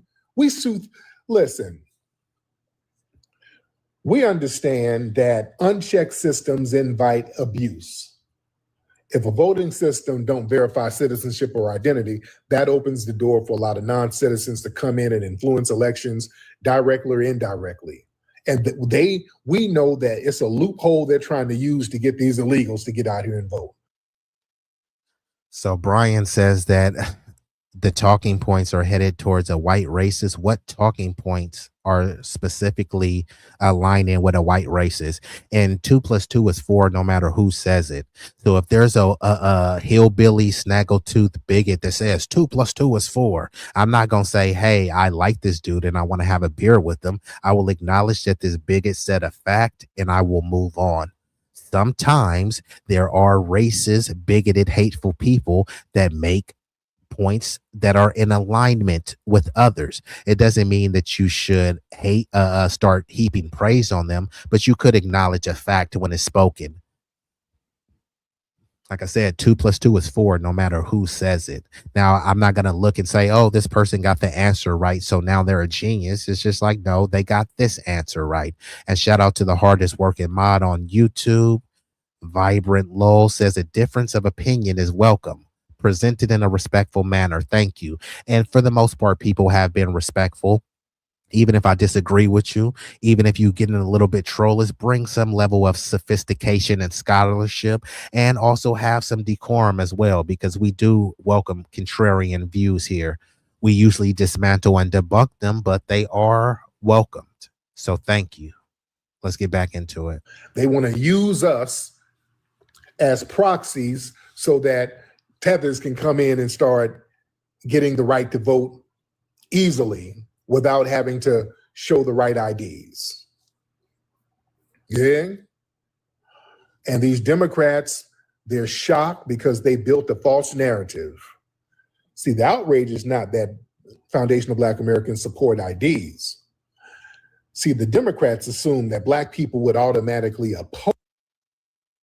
No, I agree. And this is why I said there are many people that are melanated and people based on, because race, you can say all of these things, race, religion, ethnicity, nationality, all of these are a social construct. So let me give that preface first, right? So yes, and this is what they've convinced people, that every person from here came from Africa, but there were Negroids all across the globe. But they just kind of mixed them and threw them in together. And on top of that, if someone had mixed ancestry, because of the 1-drop rule, they will be reclassified as Negro. So there were a lot more people that were Negro that necessarily weren't classified as something else, indigenous, aboriginal, from the specific tribes. And they said, nah, we ain't giving you niggas tribal citizenship. You're just another nigga, you know what I mean? But yes, not every Negro is African or came from Africa. It. See, that assumption relies on a caricature of Black incompetence. They want to believe that we're just so incompetent, we need these little special deals for us, and we're not going for that. You see, we're showing how condescending we think they are. You see? And Foundation of Black Americans, we navigate ID requirements on a daily basis. You need IDs to fly. You need IDs to enter federal buildings. You got to have ID to drive. You got to have an ID to register a car. You got to have. So one thing about an ethnogenesis and one thing about intellectual sovereignty is that groups are allowed to name themselves and define themselves. So I don't need to look into some distant ancient Africa to try to find out what a definition or etymology is, because definitions change. You see definitions change in real time, how woke goes from an empowering term to a pejorative term. So changes, terms have multiple meanings. It's not one that's just etched in stone and finite because you want to take it back to 55 BC. What year are we in again? If I'm not mistaken, it would be 2026. not 55 BC. So words change, and I'm not African, so I don't know why you're trying to take me back to some mythical ancient Alcubulon fable. I don't get it. Call yourself whatever you want to call yourself, right? And convince others that have your same mindset to call themselves, and then try to go to the OMB and try to get it recognized on the U.S. Census, right? Me calling myself foundational Black American freedman isn't stopping you, right? You don't want to call white people white, then what do you call them? Pale, pink. What do you call them? Doesn't really matter. Edomites doesn't really matter, right? So just like me calling myself a foundational Black American, is that taking food from your table? Is that helping you not pay a bill or something? The spirit don't change. The man can call himself a woman, but the spirit is a man. Okay, well, spiritually call yourself whatever you want to do. And I wish the best of luck to you, Emperor. You need an ID for everything these days. I think it's very insulting to Black people to act like they don't know or can't get one. Yeah, and this is why you see 76% of Black people polled said, hey, voter ID, we cool with that. We have IDs. And this is what's so grotesque about it, is that they keep using Black people to try to say, hey, look, we're just trying to help y'all. They don't try to help Black people with anything else, but yet they want to help us get an ID. The shit don't even make sense. Now, the majority of us have ID. So the majority of us have ID, and the majority of us support voter ID. What you didn't hear them say is that we want to help the Black people. So how we're going to help them is we're going to help them get an ID. They're not saying that. They're saying, oh, some Black people don't have an ID, so we want to help them vote without an ID. How does that help them with their ID problem? So all they're doing is perpetuating the issue that they said is so bad. Blacks can't get IDs because they don't have any money. Okay, so are you going to, instead of giving money to Israel, are you going to infuse some of the money into the Black community, the ones that can't afford an ID, so now they can afford the ID?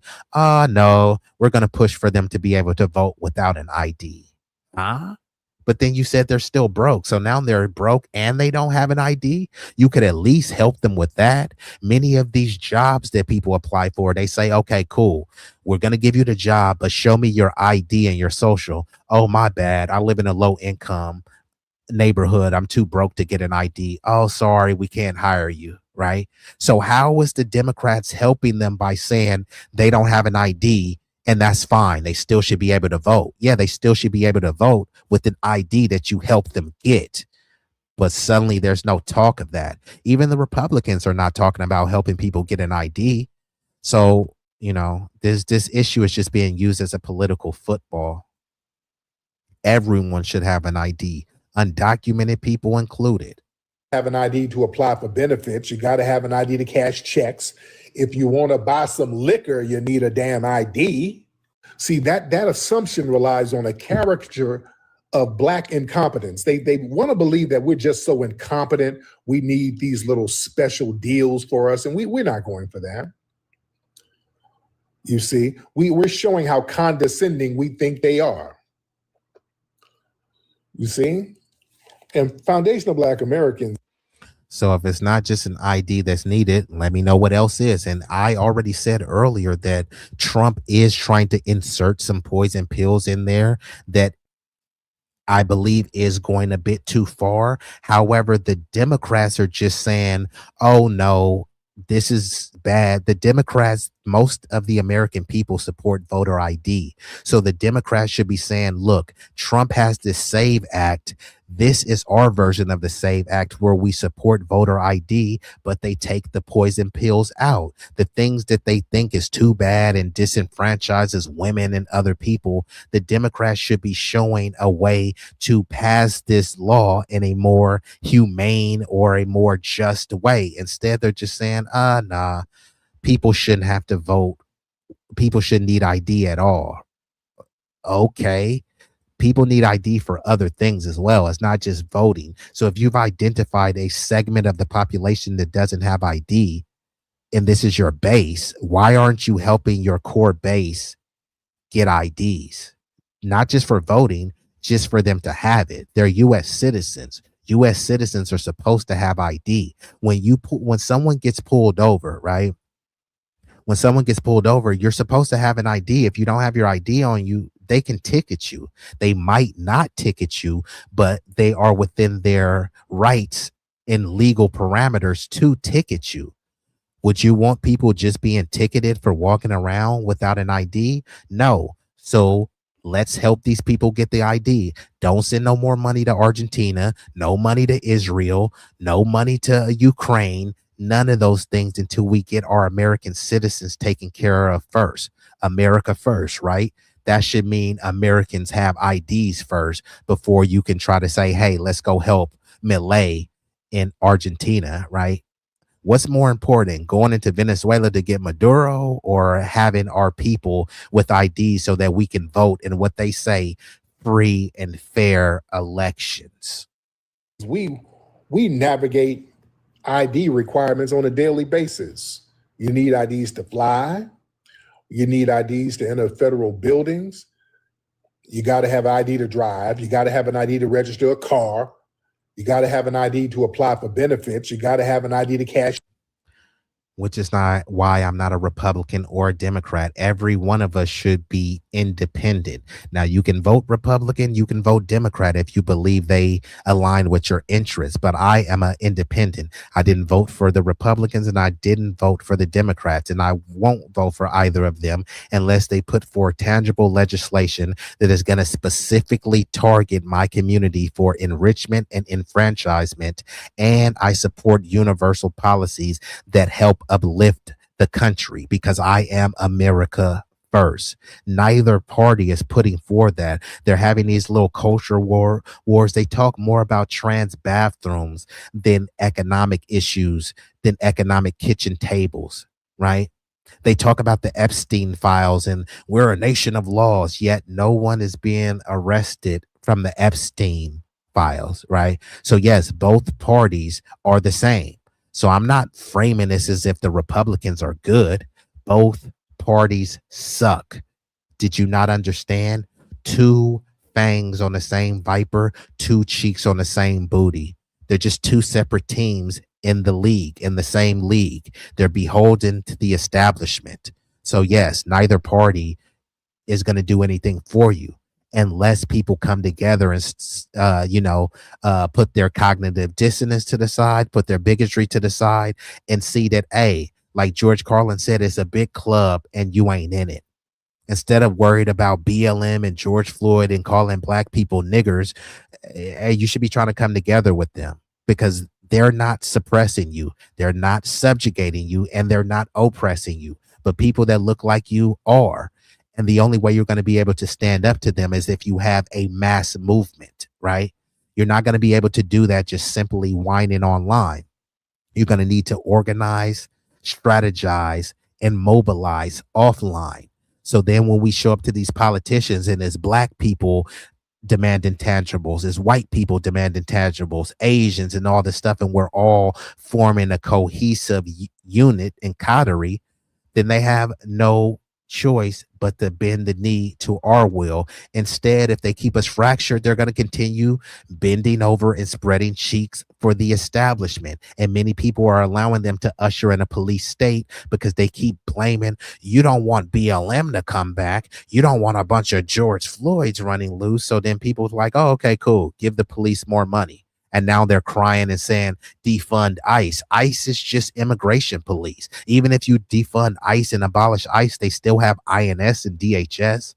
It's just going to be another organization deporting people, but they won't be called ICE. And then let's just say they defund and abolish ICE. What, you think that police are start going to be, more gentle with their handling of the citizens? Like, who are we kidding here? Checks. If you want to buy some liquor, you need a damn ID. The hell they think they're talking to? Yeah. You need an ID for everything, and we got it. See, the black voters are rejecting that whole thing of us being used as a shield.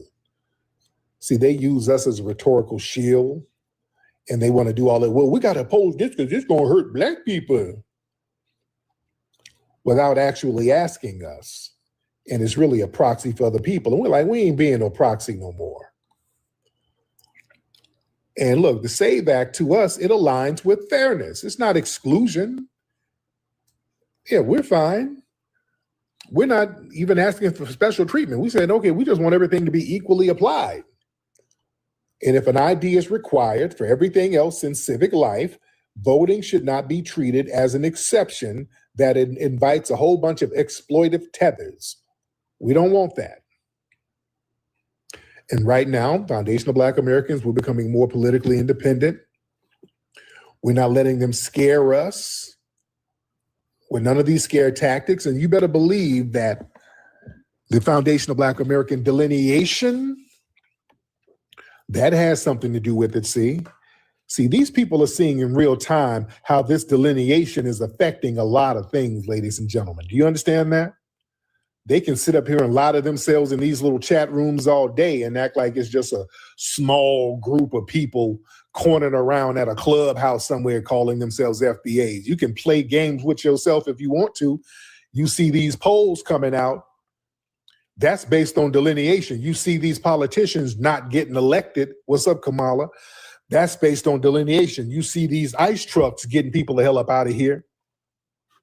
That's based on delineation. Who is this?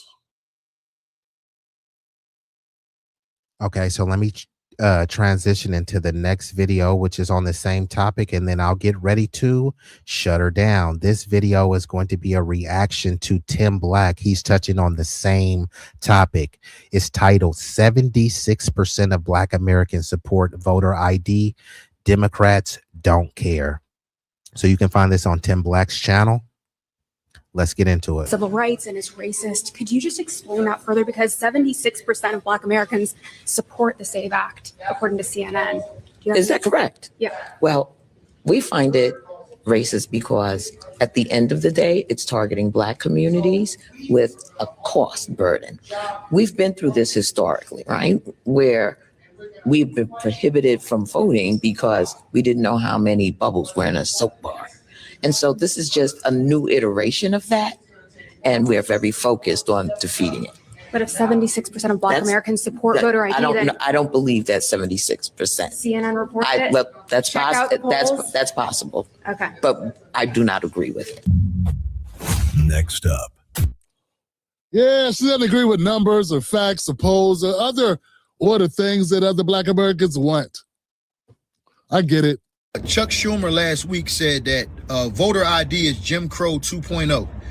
So he's suggesting that it's racist. Now, being as though we live in a society where ID is required for so many different things, why is it only problematic or racist in regards to voting?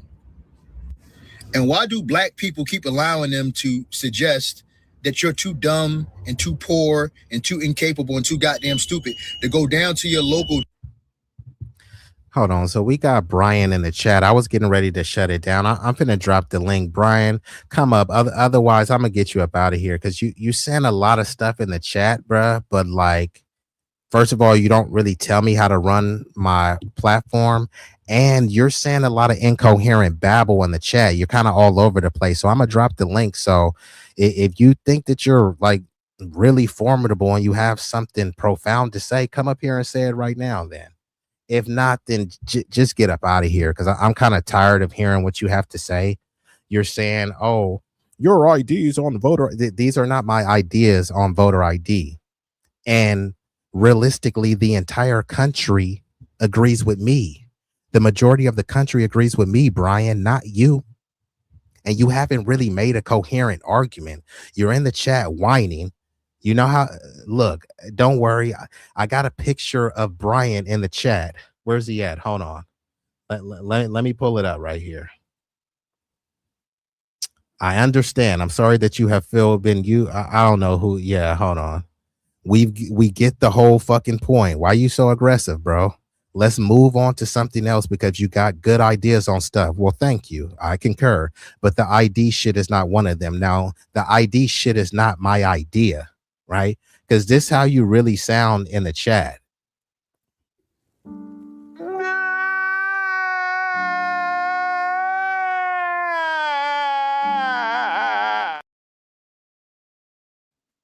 I'm waiting for you to come up, Brian.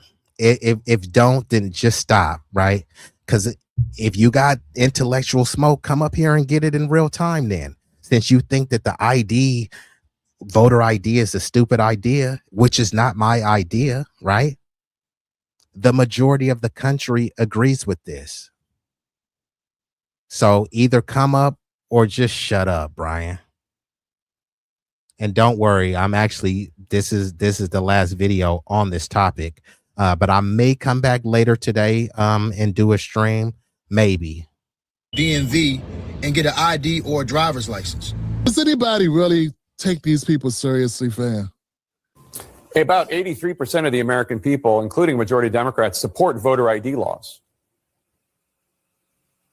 Well, yeah, the voter ID laws that first, each state can have its own voter ID laws, and some do and some don't. But secondly, what they are proposing in this so-called SAVE Act is like Jim Crow 2.0. They make it so hard to get any kind of voter ID that more than 20 million legitimate people, mainly poorer people and people of color, will not be able to vote under this law. We will not let it pass in the Senate. We are fighting it tooth and nail. I mean, it's so obvious what they're doing is they're making a play in order to get some cheap votes. And shout out to Tutneys. And I know Tutneys was talking about earlier, the woman who was saying, we've been through this. No, you're Caribbean. Your family wasn't even here. So whenever they try to say, we black folks need to do this and we been through that, like, who is we? Who is we? When y'all start speaking French, one more again, ain't she Caribbean? Who is we? Who is we? Let's commence. Legitimate people, mainly poorer people and people of color, will not be able to vote under this law. We will not let it pass in the Senate. We are fighting it tooth and nail.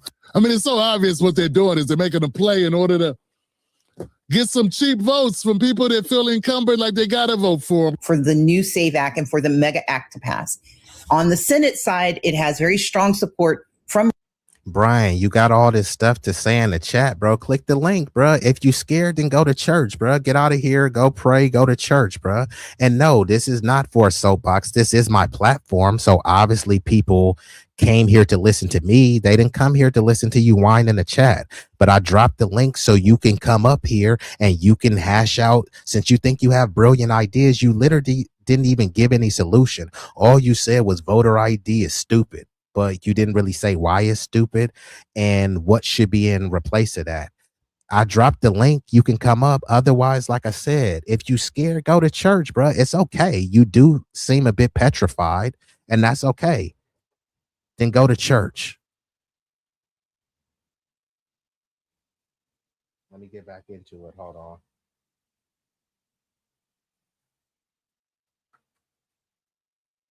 God damn it.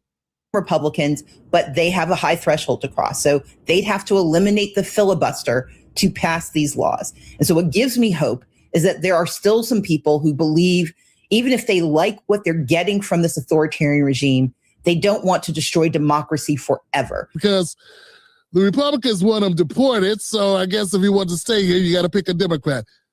End of story. That's all there is. They don't want poor people to vote. They don't want people of color to vote because they often don't vote for them. They're basically buying votes. Why do you think they want everybody outside fighting ICE? They don't want poor people to vote. They don't want people of color to vote because they often don't vote for them. They buy votes. I don't know, man. It's like a big middle finger to black Americans when you're like we can't afford an ID. Like, I mean, look, here's the thing. If you say that there are some senior citizens who don't have IDs, well, let's start a program. Hey, Brian, you're not a victim, bro, and I'm not making fun of you. But even if I was making fun of you, that's part of our culture to roast. If we roast our own people, our own family members, and people of our own community, why wouldn't I roast the faceless troll, which you appear to be? And if you're not, then click the link. I'm not going to be on here too much longer. Click the link. Voice your opinion. Say whatever you have to say. You clearly have time. No one is making fun of you. You're not a victim, Brian. Can someone cue that tiny violin for me? I can't see how the Republicans could fight a program that made something for senior citizens to be able to get an ID, some streamlined process for our senior citizens. Or maybe for everybody under a certain income bracket. There has to be solutions to this. But the solutions to this cannot be, nobody needs an ID. Nobody has to prove who they are. Nobody has to do shit. Now, that's crazy.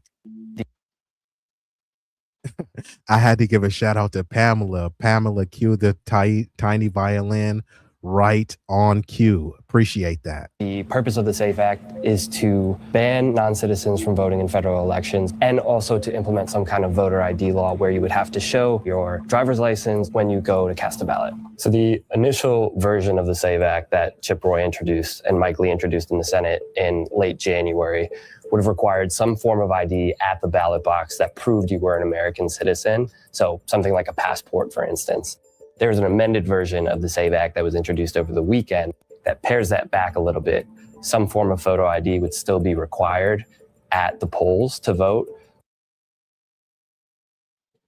So these are the acceptable forms of ID during the SAVE Act. So is this racist to demand that? And shout out to Pamela again for cueing that tiny violin.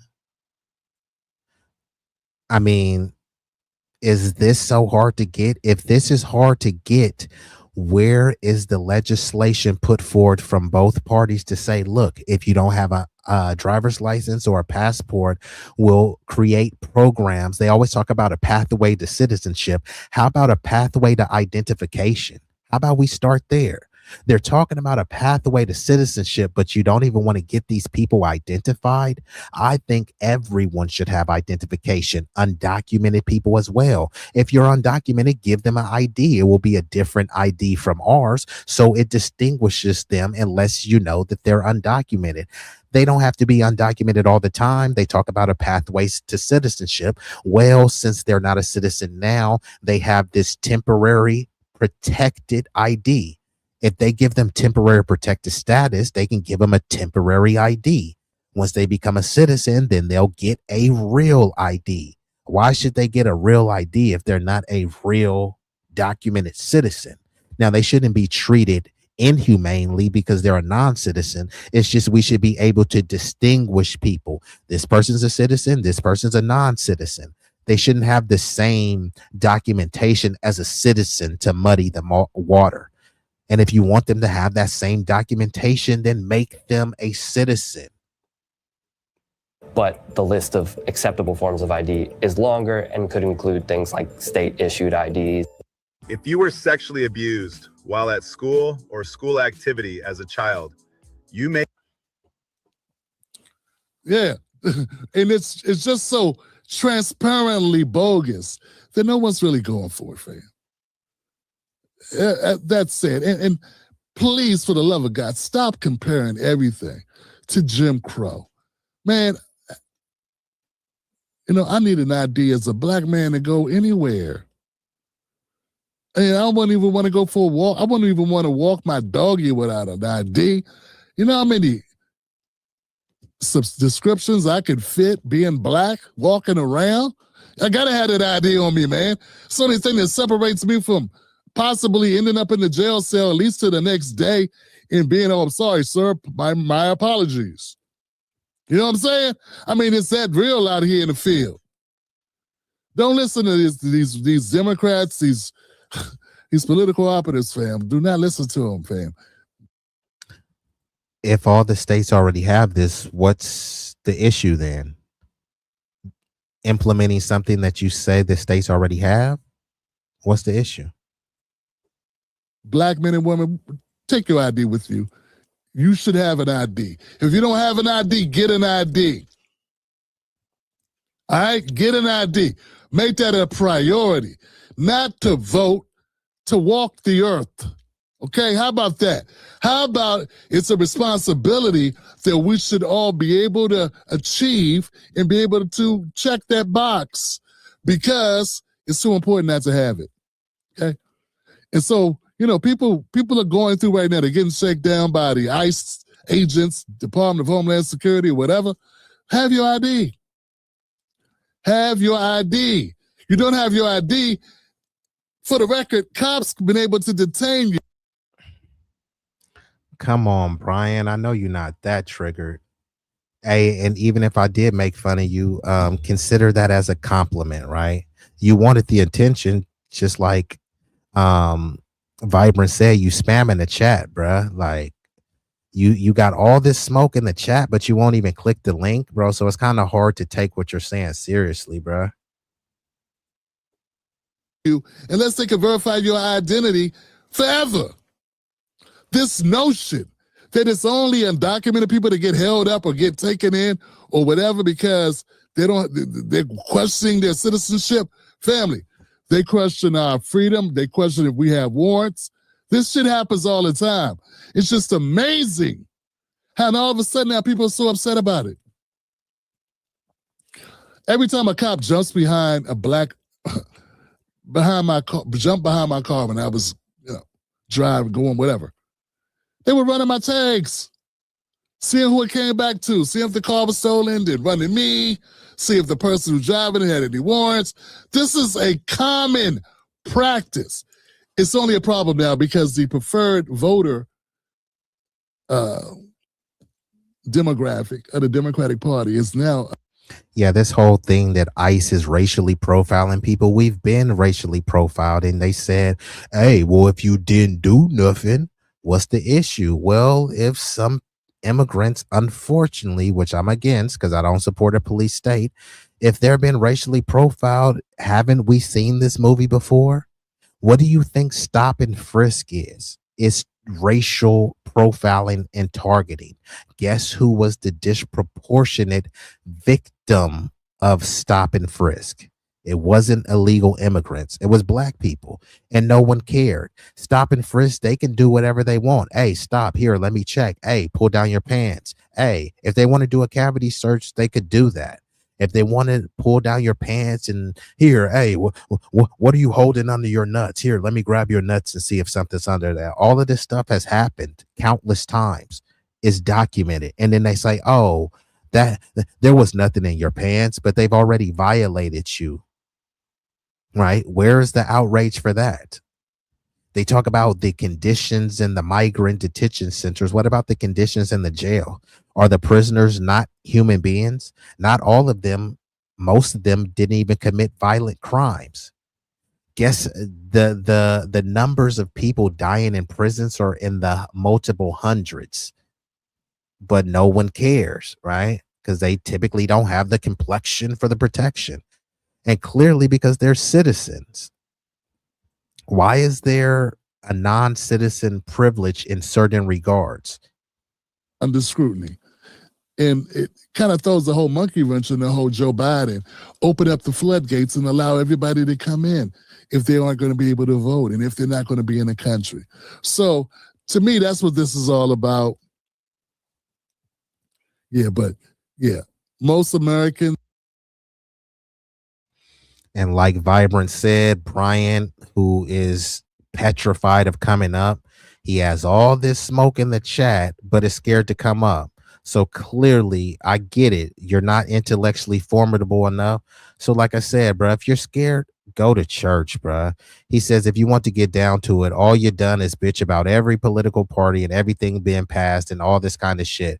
What's your goddamn solution besides side with the Republicans? Even though I clearly said I'm not an independent, I didn't vote for Republicans and I didn't vote for the Democrats. And you keep bringing up the Republicans, so clearly you're a Democrat shill, which is fine. Go over there and continue to spread cheeks and get railed from behind from the Democrats. If that's what you want to do, go ahead. Just stop trying to project that on me. You saying that I'm bitching, but yet you're over here bitching about me bitching. How does that even make any sense? So, Brian, I was trying to be respectful to you. Yeah, we did a little bitty jokey jokes because that's what we do in foundational Black American culture. We come from a culture of satire, of facetiousness, and ridicule, but it's all done in a lovingly manner. But now you're getting into an unhinged, deranged kind of part of the discussion. So, hey, Brian.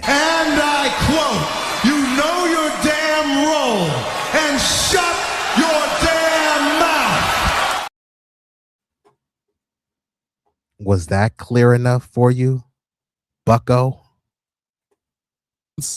Agree. The overwhelming majority of America agrees that you should have to identify yourself. You should be, in order to cast a vote,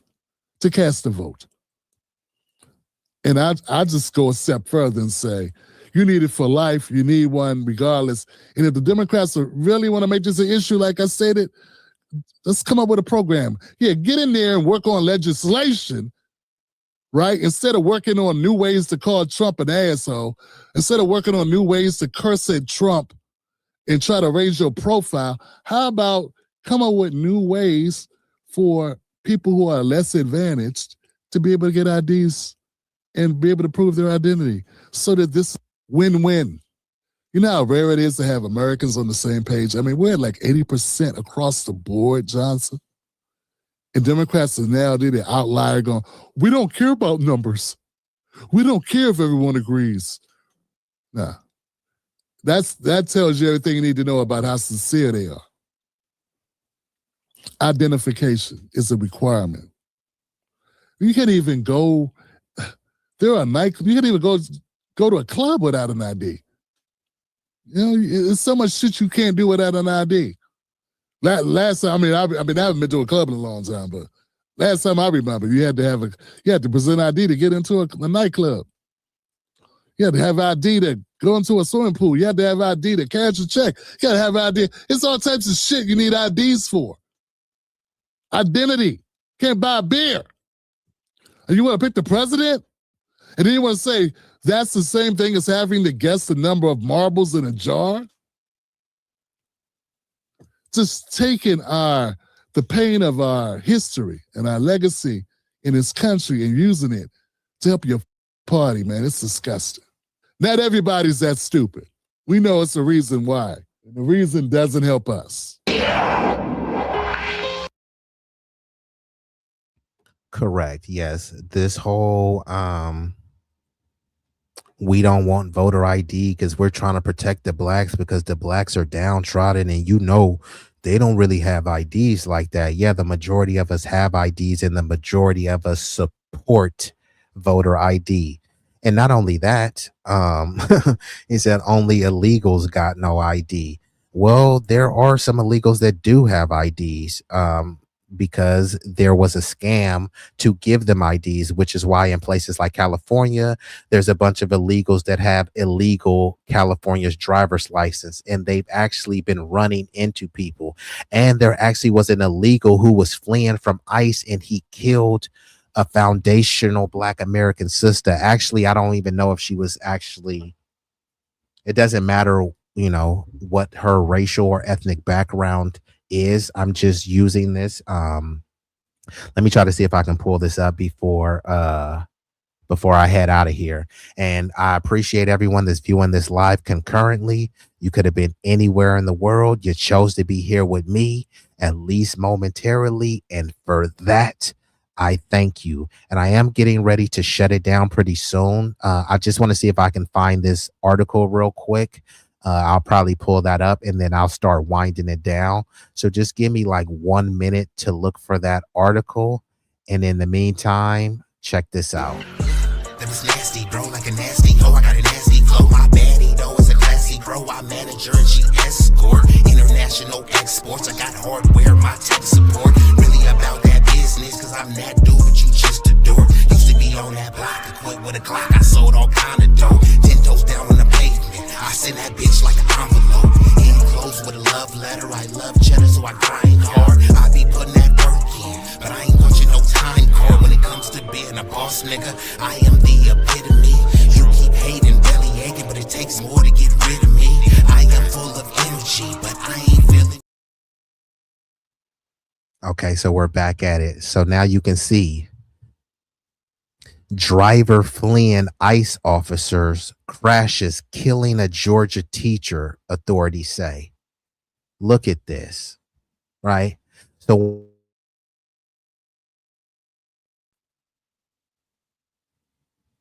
So as y'all can see this,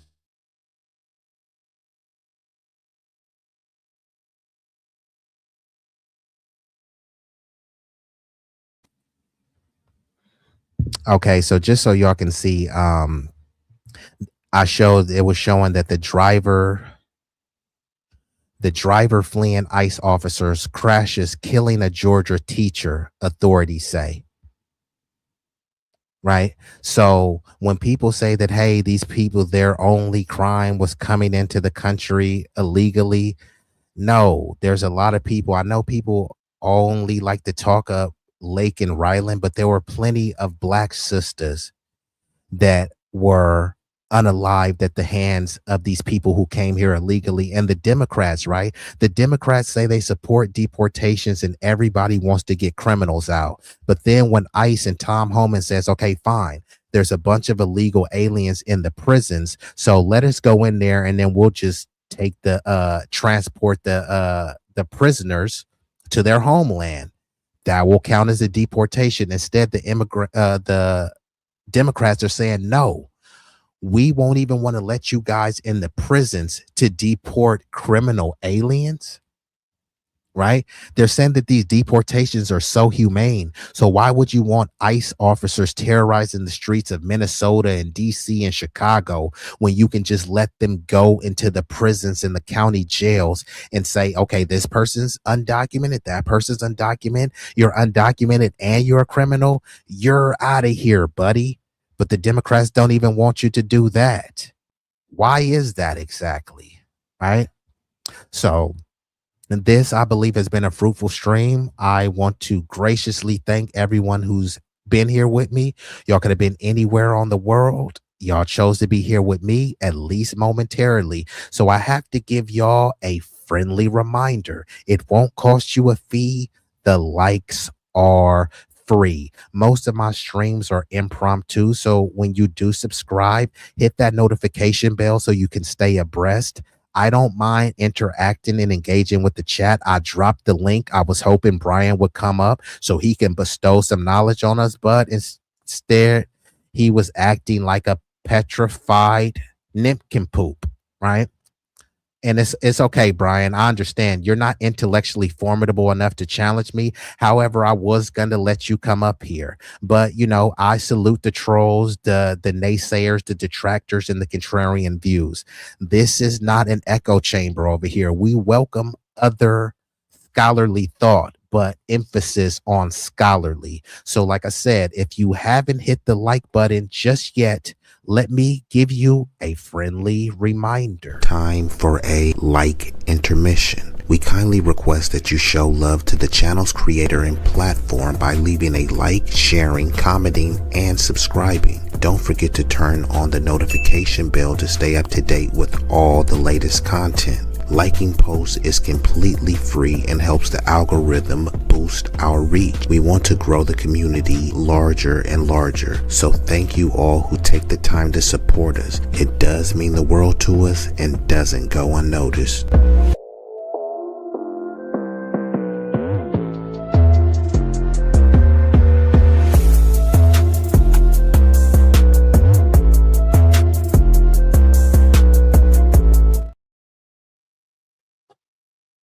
So before I get up out of here, Emperor, I concur, and it sounds like you agree with me.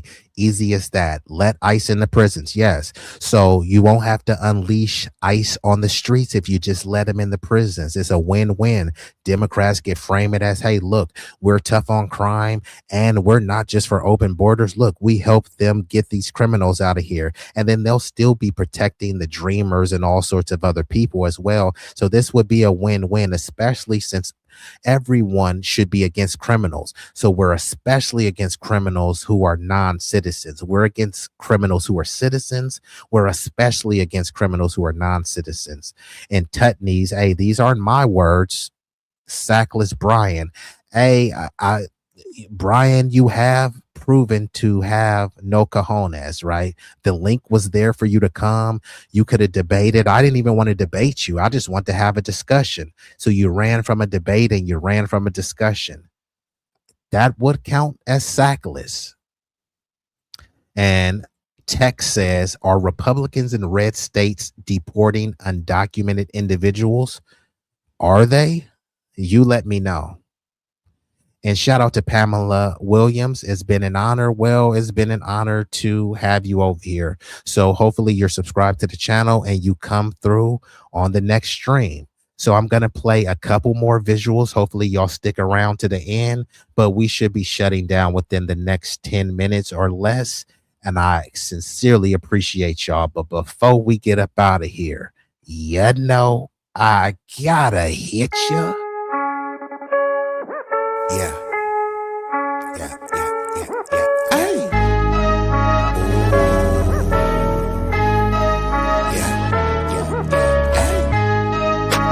B-Eazy that dude,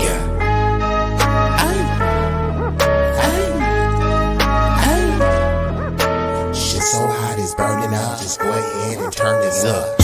I bring the pain like an aftermath of a car wreck. It's a lot of niggas that say they real. To me, that shit is far-fetched.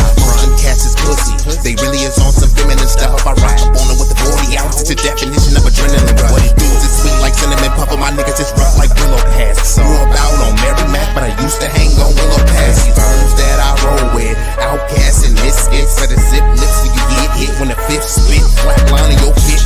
Trap habits is black magic, no voodoo. Get the bands like Goku for the cocaine and go cuckoo. Most these niggas is foo-foo, so I'm shitting on them like doo-doo. I can't fuck with y'all like tofu. I'm just saying, man, like Goku. Bad bitches at the house with me watching Netflix or Roku.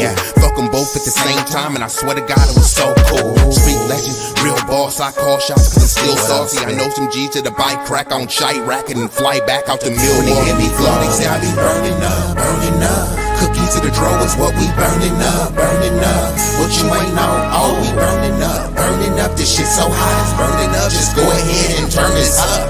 When you hear me flow, say I be burning up, burning up. Cookies to the draw is what we burning up, burning up. What you ain't know, oh, we burning up, burning up. This shit so hot, it's burning up. Just go ahead and turn this up.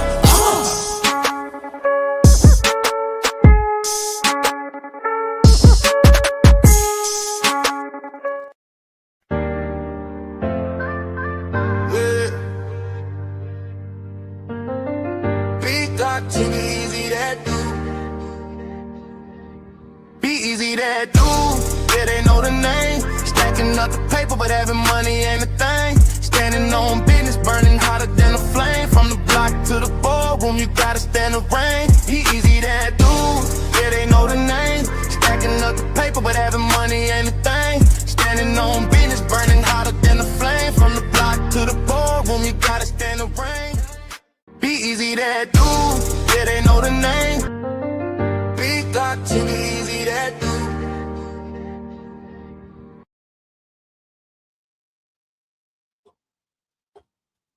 Okay, so looks like we got a lively bunch in the chat. So before I shut down, I know Tech is over here saying, what type of disingenuous BS are you on? See, people are coming over here in their partisan bag and they're wanting me to call out. Why didn't you call out the Republicans? I'm calling out both parties. Both parties are the same. All of the disingenuous BS that you believe the Republicans are on, the Democrats are on the same thing.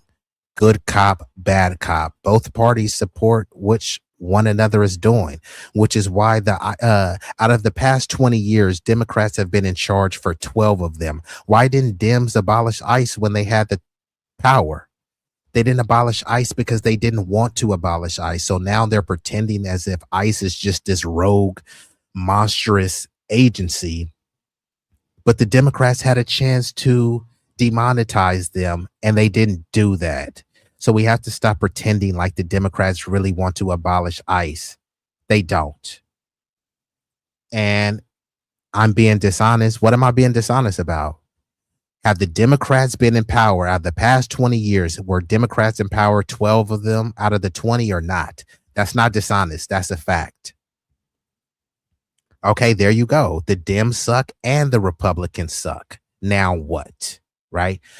Neither party is coming to save you. Now what? Now what you should be doing is practicing mutual aid, skill sharing. You should be pooling your resources with your neighbors, trying to start community gardens, tutoring kids, mentoring kids. You should be operating outside the realm of politics. Also, you should be grooming not in the in the derogatory sense, but you should be grooming candidates that you can get behind to run for local office, right? Start locally, and then you try to make it more regional and national with your approach. These are the most minimal things that you can do. No politician or political party is coming to save you. However, we can help save and enrich ourselves, and you can start by creating solutions and resources in your community. So I've already done by myself a book drive. I mentor youth. I coach food drives, backpack drives, things like that. And still at the same time, you'll be lobbying your politicians to put forth tangible legislation that helps your local community. And on the presidential level, you want to make sure that they have some sort of broad sweeping legislation that will enrich the entire country. Now you have more wiggle room operating locally than you do nationally. So start there. Many people are not doing anything locally. It's just they're trying to whine about national. Like, Trump is not affecting that many people's life outside of people don't like how he's behaving. His obnoxious behavior is not necessarily affecting that many people. But let's see what else he says. So then what are you talking about with the Dems not working with ICE? I already explained what I'm talking about. Are you slow? Right? The Dems are not working with ICE. There's countless videos of them saying that they refuse to work with ICE. I called the Dems out for that specifically. I didn't say, hey, the Republicans this. I said what the Democrats are not doing, right? So don't try to conflate things. Both parties suck. So I don't know why you're kind of like bootlicking and shilling for the Democrats. Both of them are the same. They're both comprised of rich anti-black pervs, one overt and the other covert racist. One is to drive us into the arms and the other for benign neglect. This person doesn't get it because like tech is used to shilling for the Democrat. Why the focus on crimes committed by undocumented immigrants? I'm not focusing on that. It was part of the story, so that's why I mentioned it. I'm focused on crime committed by anyone, but there should be a heightened a heightened awareness for some people that are not even supposed to be here. So imagine someone in your house breaks a vase, right? It's a big difference if it's your kid who breaks the vase versus someone who broke into your house and broke the vase. You don't want anyone breaking the vase, but you will be more forgiving of your kid breaking a vase for someone broke into your house and then broke the vase. That's why some people have a heightened awareness. No one should be committing crime, right? And American citizens are being punished for their crimes. And what we're saying is that, hey, the undocumented immigrants, let their own country, who they have agency over, let them deal with them, right? This isn't about focusing on them. So I don't know why you're caping for the Democrats and undocumented immigrants so hard. Sounds like you may come from an immigrant background, and that's perfectly fine, but this is not an attack on you. If you're mad because the ICE trucks are in your neighborhood, that's not on me. You got to take it up with your community. Remember, I will vote for Donald Trump. Most of the Latinos voted for Donald Trump. So you need to go take it up with them. They have a focus on undocumented immigrants. Finally, agreement. No one should be committing crime. So you agree with me then when I say that no one, including and especially undocumented immigrants, right? So yes. So now that I've went through some of the chat, I appreciate the chat for the engagement. The chat has been chatting. So I'm going to play a couple more visuals and I'm going to be out of here. I'm going to shut her down. And for everyone that's watching this live and on the replay, I sincerely thank you.